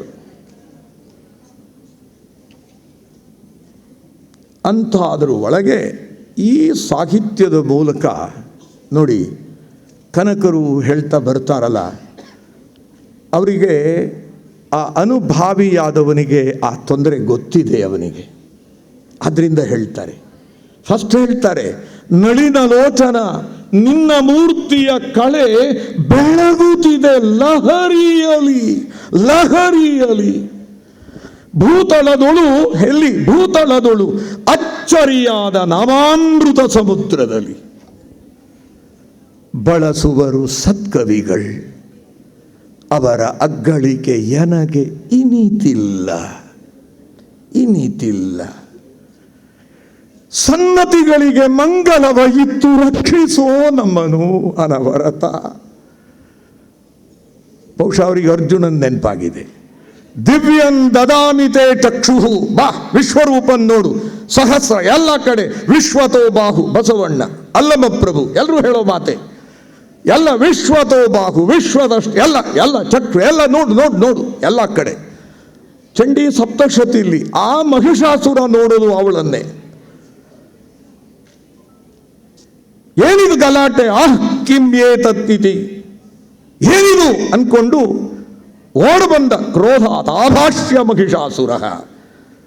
ಅವನು ನೋಡ್ತಾನೆ, ಪಾತಾಳವನ್ನು ಒತ್ತಿ ಬಿಟ್ಟಿದ್ದಾಳೆ. ಕಿರೀಟೋ ಲಿಖಿತಾಂಬರಂ, ಅವಳ ಕಿರೀಟ ಕೆತ್ತುತ್ತಾ ಇದೆಯಂತೆ, ಕೆರಿತಾ ಇದೆ ಆಕಾಶವನ್ನ, ಪಾತಾಳವನ್ನು ತಪ್ಪಿಸಿದಾಳೆ. ದಿಶೋ ಭುಜ ಸಹಸ್ರೇಣ ಸಮಂತಾದ್ ವ್ಯಾಪ್ಯ ಸಂಸ್ಥಿತಾಂ. ಇಷ್ಟೇ ತಾನೇ ಎಲ್ಲರೂ ಹೇಳಿದ್ದು. ಭಗವದ್ಗೀತೆ ಹೇಳುವುದು ಇನ್ನೇನು? ಎಲ್ಲ ಎಲ್ಲ ಎಲ್ಲ ಯದ್ಯದ್ ವಿಭೂತಿ ಮತ್ಸತ್ವಂ ಶ್ರೀಮದುರ್ಜಿತಮೇವ ತತ್ ಏವ ಅವಗಚ್ಚತ್ವಂ ಮಮ ತೇಜೋಂಶ ಸಂಭವಂ. ಅಷ್ಟೇ ತಾನೇ. ಈ ರೀತಿ ಎಲ್ಲವುದನ್ನು ಕೂಡ ಅವ್ರು ಹೇಳ್ತಾ ಇದ್ದಾರೆ. ಆ ಅರ್ಜುನ ಮಾಡಿದ್ದೇನು ಮಾರಾಯ, ದಯಮಾಡಿ ಆ ಬೇಡ, ನಿನ್ನ ಈ ವಿಶ್ವರೂಪನ್ನ ನೋಡ್ಲಾರೆ, ನಿನ್ನ ಆ ಮಾನುಷ ರೂಪವನ್ನೇ ತೋರಿಸು, ಆ ಮಾನುಷ ರೂಪ ತೋರಿಸು, ನೋಡ್ಲಾರೆ ಅಂತ ಸೋತ. ದಿವ್ಯವಾದ ಕಣ್ಣು ಬಂದರೂ ನೋಡ್ಲಿಕ್ಕಾಗಲ್ಲ ನಮಗೆ ಈ ವಿಶ್ವರೂಪವನ್ನು ಅನ್ನೋ ಸತ್ಯ. ಕನಕರು ಎಷ್ಟು ಬುದ್ಧಿವಂತರು, ಅನುಭಾವಿ. ಪೊಗಳಲಳವೇ ನಿನ್ನ ನಾಮವ, ಪೊಗಳಲು ಅಳವೇ ನಿನ್ನ ನಾಮವ, ನಿನ್ನ ನಾಮವ. ಸುಗುಣ ಸಚ್ಚಾರಿತ್ರ ಕಥನವ ಅಗಣಿತೋಪಮ ಅಮಿತ ವಿಕ್ರಮ ಗಮ್ಯ ನೀನ್ ಎಂದು ನಿಗಮತತಿ ಕೈವಾರಿಸುತ್ತ ಪದಯುಗವ ಕಾಣದೆ ಬಳಲುತ್ತಿದೆ. ಆ ವೇದಗಳ ಸಮೂಹ ನಿಗಮತತಿ ಕೈವಾರಿಸುತ್ತ ಹೊಗಳ್ತಾ ಹೊಗಳ್ತಾ ನಿನ್ನನ್ನು ಕೊಂಡಾಡ್ತಾ ನಿನ್ನಯ ಪದಯುಗವ ಕಾಣದೆ ಬಳಲುತ್ತಿದೆ. ವಾಸುಕಿ ಶಯನ ಅಲ್ಲ, ಮತ್ತ ಸೌಂದರ್ಯ ನೋಡಿ, ವಾಸುಕಿ ಮೇಲೆ ಮಲಗಿದಾನೆ, ಅವನ ಪಾದ ಕಾಣಿಸ್ತಾ ಇದೆ. ವಾಸುಕಿ ಶಯನ. ಅವರು ಬರೀತಾರೆ. ಹೇಗೆ ಅಲ್ಲಮ ಪ್ರಭು ಟೀಕೆ ಮಾಡ್ತಾನಲ್ಲ, ಕನಕರು ಮಾಡೋದನ್ನು ನೋಡಿ. ತೀರ್ಥ ಪಿಡಿದವರೆಲ್ಲ ತಿರುನಾಮಧಾರಿಗಳೇ. ಪ್ರಶ್ನೆ ನೋಡಿ, ಸಾರ್ಥಕವಿಲ್ಲದವರು ಭಾಗವತರಹರೇ. ನಂಗೆ ಬೇಕಾದ್ದು ಅಲ್ಲೆಲ್ಲೂ ಇಲ್ಲ, ಮುಂದೆ ಬರುತ್ತೆ ನೋಡಿ. ಲಿಂಗಾಂಗದ ಒಳಗಿರುವ ಅನುಭವವನ್ನು ಅರಿಯದೆ, ಅಂಗಲಿಂಗದ ನೆಲೆಯು ಗುರುತಾಗದೆ, ಜಂಗಮ ಸ್ಥಾವರದ ಹೊಲಬು ತಾನ್ ಅರಿಯದೆ, ಭಂಗಿ ಮುಕ್ಕುವರು ಎಲ್ಲ ಲಿಂಗವಂತರಹುದೇ. ಲಿಂಗ ಕೈಯಲ್ಲಿ ಹಿಡಿದು ಅದೇನು ಅಂತ ಸೋಮನೆ ಅದನ್ನೇ ದೇವರು ದಡ್ರ ಅದಲ್ರೋ, ಒಳಗಿರೋ ಲಿಂಗನ್ ನೋಡ್ರೋ. ಬಿಡ್ಲಿಲ್ಲ ಅವರಲ್ಲಿ. ಆ ಕಾಲಕ್ಕಾಗಲೇ ಮಹಮ್ಮದೀಯರು ಅವರಿರೋ ಜಾಗಕ್ಕೆ ಬಂದುಬಿಟ್ಟಿದ್ರು. ಬಹಮನೀಯರು ಎಲ್ಲ ಅಲ್ಲ ಖುದಾನೆಂಬ ಅರ್ಥವನ್ನು ತಿಳಿಯದೆ, ಮುಲ್ಲಾ ಶಾಸ್ತ್ರದ ಹೊಲಬು ಗುರುತಾಗದೆ, ಸುಳ್ಳು ಕೂಗನೆ ಕೂಗಿ ಬೊಗಳಿ ಬಾಯ್ದೆರೆವಂಥ ಕಳ್ಳರಿಗೆ ತಾ ವೀರ ಸ್ವರ್ಗ ದೊರಕುವುದೇ. ಅವರನ್ನು ಬಿಡಲಿಲ್ಲ. ಸುಮ್ಮನೆ ಅಲ್ಲ ಅಂತ ದಡ್ರ. ಒಳಗೆ ನೋಡ್ರೋ, ಒಳಗೆ ನೋಡ್ರೋ, ಒಳಗಿದ್ದಾನೆ ಕಂಡ್ರೋ. ಹೃದಯ ಕಮಲ ಮಧ್ಯೆ ಸೂರ್ಯ ಬಿಂಬಾಸನಸ್ಥಂ ಸಕಲ ಭುವನ ಬೀಜಂ ಸೃಷ್ಟಿ ಸಂಹಾರ ಹೇತು ನಿರತಿಶಯ ಸುಖಾರ್ಥಂ. ಸುಖಾರ್ಥ ಅದು ಯಾವುದು? ನಿರತಿಶಯ ಸುಖಾರ್ಥ. ಅತೀಂದ್ರಿಯಮೇ ಸುಖಂ. ಬಾಹುಬಲಿ ಹೇಳ್ದ ಹಾಗೆ ಹುಡುಕ್ತಾ ಇದೆ ಕಂಡ್ರು ಅಂದ್ರಲ್ಲ ನೋಡಿ. ಇವ್ರು ಹೇಳೋದು ಈಗೊಂದು ಮಾತು ಹೇಳ್ತಾರೆ. 6 ಚಕ್ರದ ನೆಲೆಯು, 6 ಚಕ್ರದ ನೆಲೆಯು ಒಂದು ದಿನ ತನುವಿನಲ್ಲಿ ನಡೆಯುವುದು. ಇಂದು ಭಾಸ್ವರ ಸ್ವರಗಳು 21,607 ಭಾಗದಲ್ಲಿ ಬಂದದನು ಉಡು ಚಕ್ರದಲ್ಲಿಗೆ ತಂದು ಧಾರೆಯ ನೆರೆದ ಮುನಿಕುಲ ವೃಂದ ಹೃದಯನು ನೀನು ರಕ್ಷಿಸೋ ನಮ್ಮನು. ಮೂಲಾಧಾರ ಸ್ವಾಧಿಷ್ಠಾನ, ಮಣಿಪುರ, ಅನಾಹತ, ವಿಶುದ್ಧಿ, ಆಜ್ಞಾ, ಸಹಸ್ರಾರ. 6 ಚಕ್ರದ ನೆಲೆಯು. ಅಷ್ಟಾಂಗ ಯೋಗದಲ್ಲಿ ಯಮ, ನಿಯಮ ಇತ್ಯಾದಿ ಪ್ರಾಣಾಯಾಮ, ಪ್ರತ್ಯಾಹಾರ ಎಲ್ಲ 3 ಮೂರ್ತಿಯ 3 ಕಡೆ ನಿಲ್ಲಿಸಿ ನೋಡಿ. ಕನಕರು ಯೋಗಶಾಸ್ತ್ರದ ಪ್ರಕಾರ ಮೂಲಾಧಾರದಲ್ಲಿ ಬ್ರಹ್ಮಗ್ರಂಥಿ, ಮಣಿಪುರದಲ್ಲಿ ವಿಷ್ಣು ಗ್ರಂಥಿ, ಆಜ್ಞಾಚಕ್ರದಲ್ಲಿ ರುದ್ರಗ್ರಂಥಿ. ಮೂಲಾಧಾರೈಕ ನಿಲಯ ಬ್ರಹ್ಮಗ್ರಂಥಿ ವಿಭೇದಿನಿ, ಮಣಿಪುರಾಂತರುದಿತ ವಿಷ್ಣು ಗ್ರಂಥಿ ವಿಭೇದಿನಿ, ಆಜ್ಞಾಚಕ್ರಾಂತರಾಲಸ್ಥ ರುದ್ರಗ್ರಂಥಿ ವಿಭೇದಿನಿ, ಸಹಸ್ರಾರಾಂಬುಜಾರೂಢ ಸುಧಾ ಸಾರಾಭಿವರ್ಷಿಣಿ. ಬಂತಲ್ಲ ಲಲಿತಾ ಸಹಸ್ರನಾಮದಲ್ಲಿ, ಅದನ್ನು ಹೇಳ್ತಾ ಇದ್ದಾನೆ ನೋಡಿ. 3 ಮೂರ್ತಿಯ 3 ಕಡೆ ನೆಲೆಸಿ ಕಾರುಣ್ಯ ನಿಧಿಗಾಗಿ ನೆಲೆಯಾದಿ ಕೇಶವನ ಸೇರಿ ಬದುಕಿದವರಿಗೆ ಕನಕರು ಎಲ್ಲ ನಂದೇನಿಲ್ಲ. ಇನ್ನೊಂದು ವಿಚಾರ, ಮೋಹನ ತರಂಗಿಣಿಯನ್ನ ಅವರು ತಾರುಣ್ಯದಲ್ಲಿ ಬರೆದ್ರು, ಹೆಂಡತಿಯನ್ನು ಪಕ್ಕ ಕೂರಿಸ್ಕೊಂಡಿದ್ರು. ಆ ಪ್ರಣಯ ಮುದ್ರೆ ಎಂತೆಲ್ಲ ಕಥೆ ಬರೆದ್ರಲ್ಲ. ನೀವು ಮೋಹನ ತರಂಗಿಣಿಯ ಸಂಧಿಗೆ ಹೋಗಿ ಅಲ್ಲಿ ಬರಿತಾನೆ ನೋಡಿ. ಕೃತಿ ಪೇಳ್ದ ಕನಕದಾಸೋತ್ತಮ. ಅಷ್ಟೊತ್ತಿಗಾಗಲೇ ಅವ ಕನಕದಾಸೋತ್ತಮ ಆಗಿಬಿಟ್ಟಿದ್ದಾನೆ.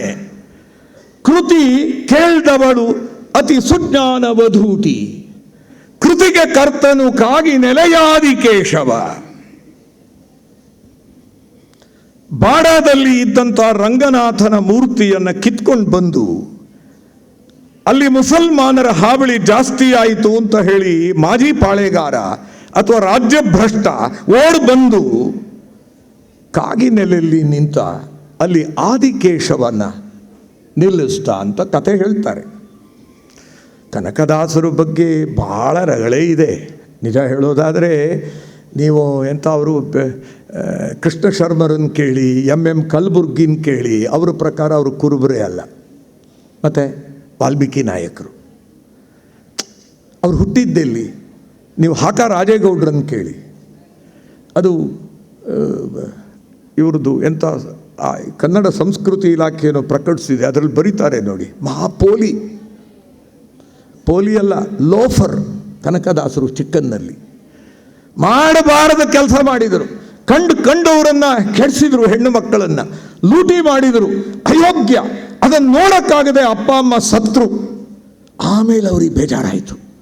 ಇದಕ್ಕೆ ಆಧಾರ ಏನು? ತರಳತನದಲ್ಲಿ ಕೆಲವು ದಿನ ದುರುಭರದ ಗರ್ಭದಿ ಕೆಲವು ದಿನ ಮೈ ಮರೆದು ನಿಮ್ಮ ಅಡಿಗೆ ಎರಗದಾದೇನೋ ವಿಷಯ ಕೇಳಿಯಲಿ. ನರಕ ಭಾಜನನಾಗಿ ಕಾಮಾತುರದಿ ಪರಧನ ಪರಸತಿಗೆ ಮನಹರಿದ ಪಾಪವ ಕಳೆದು ರಕ್ಷಿಸೋ ನಮ್ಮನು ಅಂತ ಅಳ್ತಾರೆ ನೋಡು ಅಲ್ಲಿ. ಅದು ಮರೆದೆನಭ್ಯುದಯದಲ್ಲಿ ನಿಮ್ಮನು ಮರೆಯೇನು ಆಪತ್ತಿನಲ್ಲಿ ಹರೀ ಎಂದೊರಲುವೆನೋ ಮನವು ಏಕಭಾವದೊಳು ಇಲ್ಲ. ಅವ್ರು ಯಾಕೆ ಬರೆದಿದ್ದಾರೆ ಅಂತ ಅದಕ್ಕೆ ಉತ್ತರವೂ ಬರೆದಿದ್ದೀನಿ ನಾನು. ಶಂಕರಾಚಾರ್ಯರು ಬರೆದರು, ವಾರ್ಧಕ್ಯೇ ಚ ಇಂದ್ರಿಯಾಣಾಂ, ಮುದುಕಾದಾಗ ನನಗೆ ಇಂದ್ರಿಯಗಳೆಲ್ಲ ಸೋತಿದೆ ಹಾಗೆ ಹೀಗೆ ಅಂತ. ಅವರು ಮುದುಕರಾಗಲೇ ಇಲ್ಲ ಐತಿಹ್ಯದ ಪ್ರಕಾರ. ಕವಿ ಬರೆಯೋದು ಅವನ ಸ್ವಂತ ಅನುಭವವೇ ಆಗಬೇಕಾಗಿಲ್ಲ ಅಲ್ವಾ?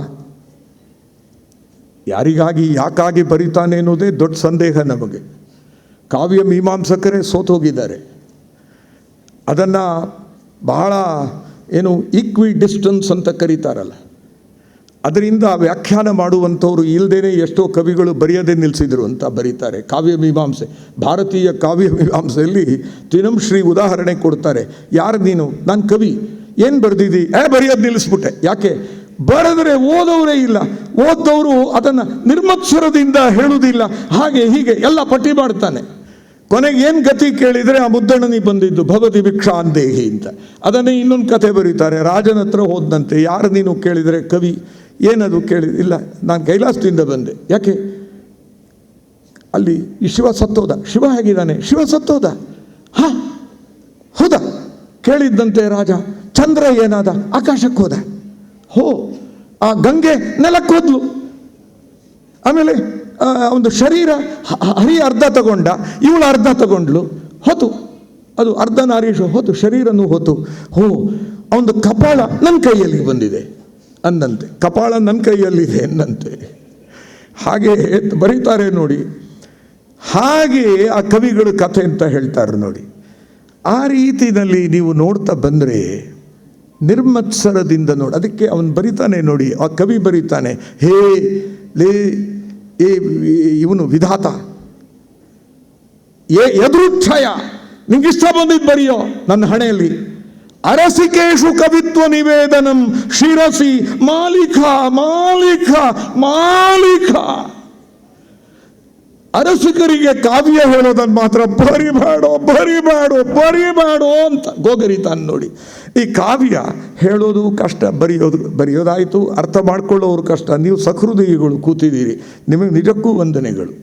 ಆ ಕೈಲಾಸದ ಕತೆ ಬಂದ ಕೂಡಲೇ ನೆನಪಾಯಿತು ನೋಡಿ. ಅಲ್ಲಮ ಪ್ರಭು ಒಂದು ಮಾತು ಬರೀತಾನೆ. ಕೈಲಾಸ ಅನ್ನೋದೊಂದು ಬೆಳ್ಳಿ ಬೆಟ್ಟ, ಅಲ್ಲೊಬ್ಬ ರುದ್ರ ಇದ್ದಾನೆ.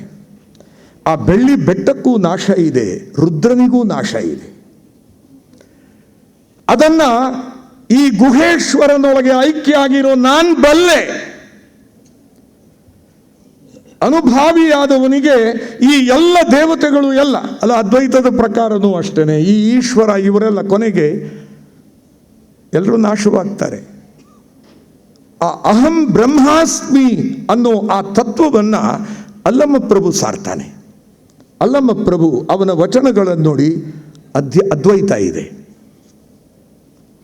ಇಲ್ಲಿ ಕನಕದಾಸರು ಪೊಗಳಲಳವೇ ನಿನ್ನ ನಾಮವ ಅಂತ ಬರೆದ್ರಲ್ಲ, ಕೊನೆಗೂ ಬರೀತಾರೆ, ಲೋಕದೊಳಗೆ ಅತ್ಯಧಿಕ ನೆನೆಸುವ ಕಾಗಿ ನೆಲೆಯ ಆದಿಕೇಶವ ತಾ ಕೃಪೆಯೊಳಗೆ ನುಡಿಸಿದನು ಈ ಭಕ್ತಿ ಸಾರವನು. ನಂದಲ್ಲ ನಂದಲ್ಲ. ನಂತರ ನೀವು ಕುಮಾರವ್ಯಾಸನ್ ನೋಡಿ. ಆ ಕುಮಾರವ್ಯಾಸನಲ್ಲಿ ನಿಮಗೆ ಅನುಭವ ಸಿಗೋದಿಲ್ವಾ? ಎಷ್ಟು ಉದಾಹರಣೆ, 20 ನಿಮಿಷ ಸಾಲ್ತು. ಬರೀ ಒಂದು ಪದ ಗಮನಿಸಿದರೆ ಏನೆಲ್ಲ ರತ್ನ ಖಚಿತವಾದಂಥ ಕಿರೀಟಾದಿಗಳನ್ನು ಹೊತ್ಕೊಂಡು ನಿಂತಿರೋ, ಕೂತ್ಕೊಂಡಿರೋ ಆ ಕೌರವ ಸಭೆಗೆ ಕೃಷ್ಣ ಬರ್ತಾನಲ್ಲ, ಕುಮಾರವ್ಯಾಸ ಕಾಣೋದು ದೇವ ಬಂದನು. ದೇವ ಅನ್ನೋ ಪದಕ್ಕೆ ಹೊಳೆಯೋದು ಅನ್ನೋ ಅರ್ಥ. ಅವ ಬಂದ ಕೂಡಲೇ ಇಡೀ ಕೌರವ ಸಭೆ ಮಂಕಾಯಿತು ಅನ್ನೋ ಧ್ವನಿ.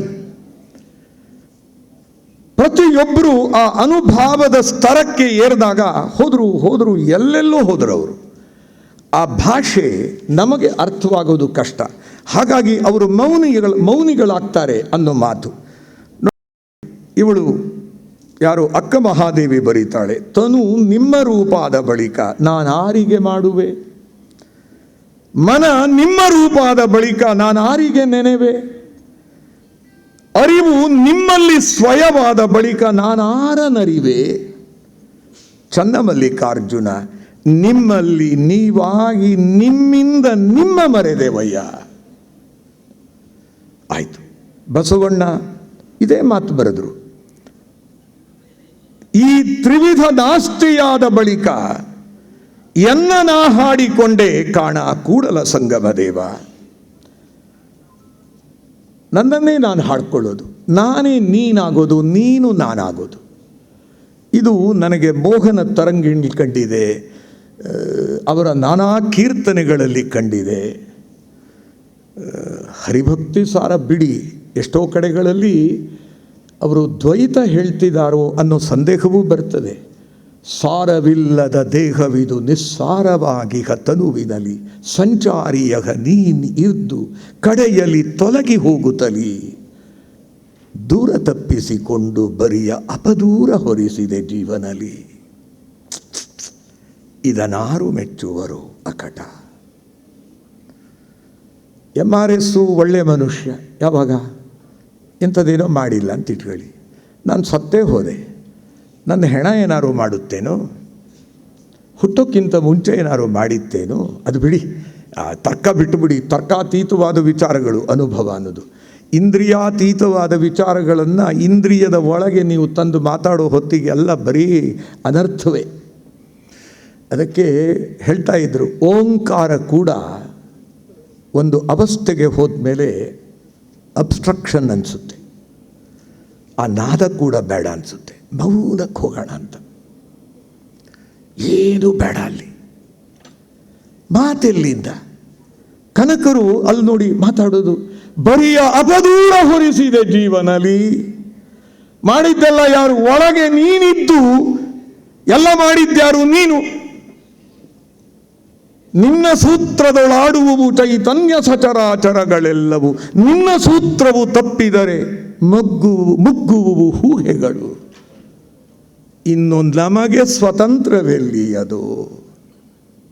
ಅನ್ಯ ಕರ್ಮ ಸುಕರ್ಮವೆಲ್ಲವೂ ನಿನ್ನದೇ ಎಂದೊಪ್ಪಿಸಿದೆ. ಅಪರಾಧಿ ನಾನಲ್ಲ, ಅಪರಾಧವೆನಗಿಲ್ಲ. ಪುರಂದರರು ಜಡವನಕೆಯ ಬೊಂಬೆ ಏನು ಮಾಡಲು ಬಲ್ಲುವುದೋ ತಾನೇ ಬೇರೆ. ಕನಕರು ಲಕ್ಷ್ಮೀಶ ತೋಳ್ಪಾಡಿಯವರು ಹೇಳಿದ ಹಾಗೆ ಬರೀ ದಾಸ್ಯ ಇಲ್ಲ ಕನಕರಲ್ಲಾದರೆ. ಥೋ ಕೃಷ್ಣ, ನೀನು ಮಾಡಿದ ಸರಿಯೇನೋ.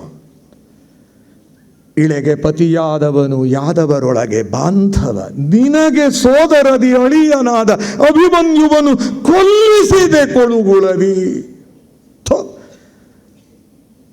ಎಲ್ಲಿಗೆ ಹೋಗೋಣ? ಯುದ್ಧಕ್ಕೆ ಕರೆದ್ರೆ ನಡೆಯೋ ಸಂಶಪ್ತಕರ ಹತ್ರಕ್ಕೆ ಹೋಗೋಣ ಅಂತ ಹೇಳಿದ್ಯಾರು? ಕೃಷ್ಣ. ಚಕ್ರವ್ಯೂಹ ನಿನ್ನ ಮಗ ನೋಡ್ಕೊಳ್ತಾನೆ. ಇದು ಕುಮಾರವ್ಯಾಸಂದು. ಅವನಲ್ಲಿ ಹೋಗ್ತಾನೆ ಅಂತ ಗೊತ್ತಿದ್ದು ಕೊಲ್ಲಿಸಿದೆ ಕೊಳುಗುಳದಿ.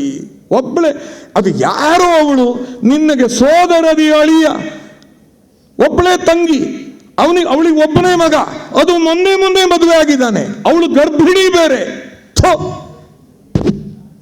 ಬೇಡ ಬಿಡು, ಅಭಿಮನ್ಯುನ್ ಬಿಟ್ಬಿಡು. ತಾಯನಗಲಿದ ತನಯನಾರಾಧೇಯನೊಳಗೆ ರಹಸ್ಯದಲ್ಲಿ ಕುಲದ ಆಯವನು ನೆರೆ ತಿಳುಹಿ. ಕರ್ಣ, ಒಂಚೂರು ಅಷ್ಟು ದೂರ ಹೋಗೋಣ ಅಂತ ಕರೆಸಿ ರಥ ಹತ್ತಿಸ್ಕೊಂಡು ಪಕ್ಕದಲ್ಲಿ ಕೂರಿಸಿ, ನೀನು ಲಲನೆ ಪಡೆದಿ 5 ಮಂತ್ರಗಳಲ್ಲಿ ಮೊದಲಿಗೆ ನೀನು ನಿನ್ನಯ ಬಳಿ ಯುಧಿಷ್ಠಿರ ದೇವ. ಕುಮಾರವ್ಯಾಸ ಹೇಳೋ ಹಾಗೆ. ಹೆಂಗೆ ಹೇಳ್ದ? ಕುರುಪತಿಗೆ ಕೇಡಾದುದೆಂದನು. ಅಲ್ಲಿ ಹೊಡೆದ, ಇಲ್ಲಿ ಹೊಡೆದ, ಅಲ್ಲಿ ತಾಗಿಸ್ದ. ಹೀಗೆಲ್ಲ ಮೊದಲೇ ತಿಳುಹಿ ಅರ್ಜುನನಿಂದ ಕೊಲ್ಲಿಸಿದೆ. ಅರ್ಜುನ ಕೇಳ್ತಾನೆ, ಕೃಷ್ಣ ಈ ಕಡೆಯಿಂದ ನೋಡು, ಯುಧಿಷ್ಠಿರ ದೇವ ಕಾಣ್ತಾ ಇದ್ದಾನೆ ನನಗವನು. ಸತ್ಯ ಹೇಳು, ಸತ್ಯ ಹೇಳು. ನನ್ನ ತಾಯಿ ಪಡೆದಂಥ, ನಾವು ಹಾಗೆ ಋಷಿಗಳ ಮಂತ್ರದ ಅನುಮತದಿಂದ ಬಂದ್ವಲ್ಲ, ಹಾಗೆ ಬಸಿರಲೇನು ಉದಯಿಸನಲೇ, ಅವನು ಕೂಡ ಅದೇ ಹೊಟ್ಟೆಲ್ ಬಂದಿರಬಾರ್ದು ಯಾಕೆ? ಕೃಷ್ಣಂಗೆ ಗೊತ್ತು ಕರ್ಣ ಯಾರು, ಕರ್ಣಂಗೆ ಗೊತ್ತು ಅರ್ಜುನ ಯಾರು,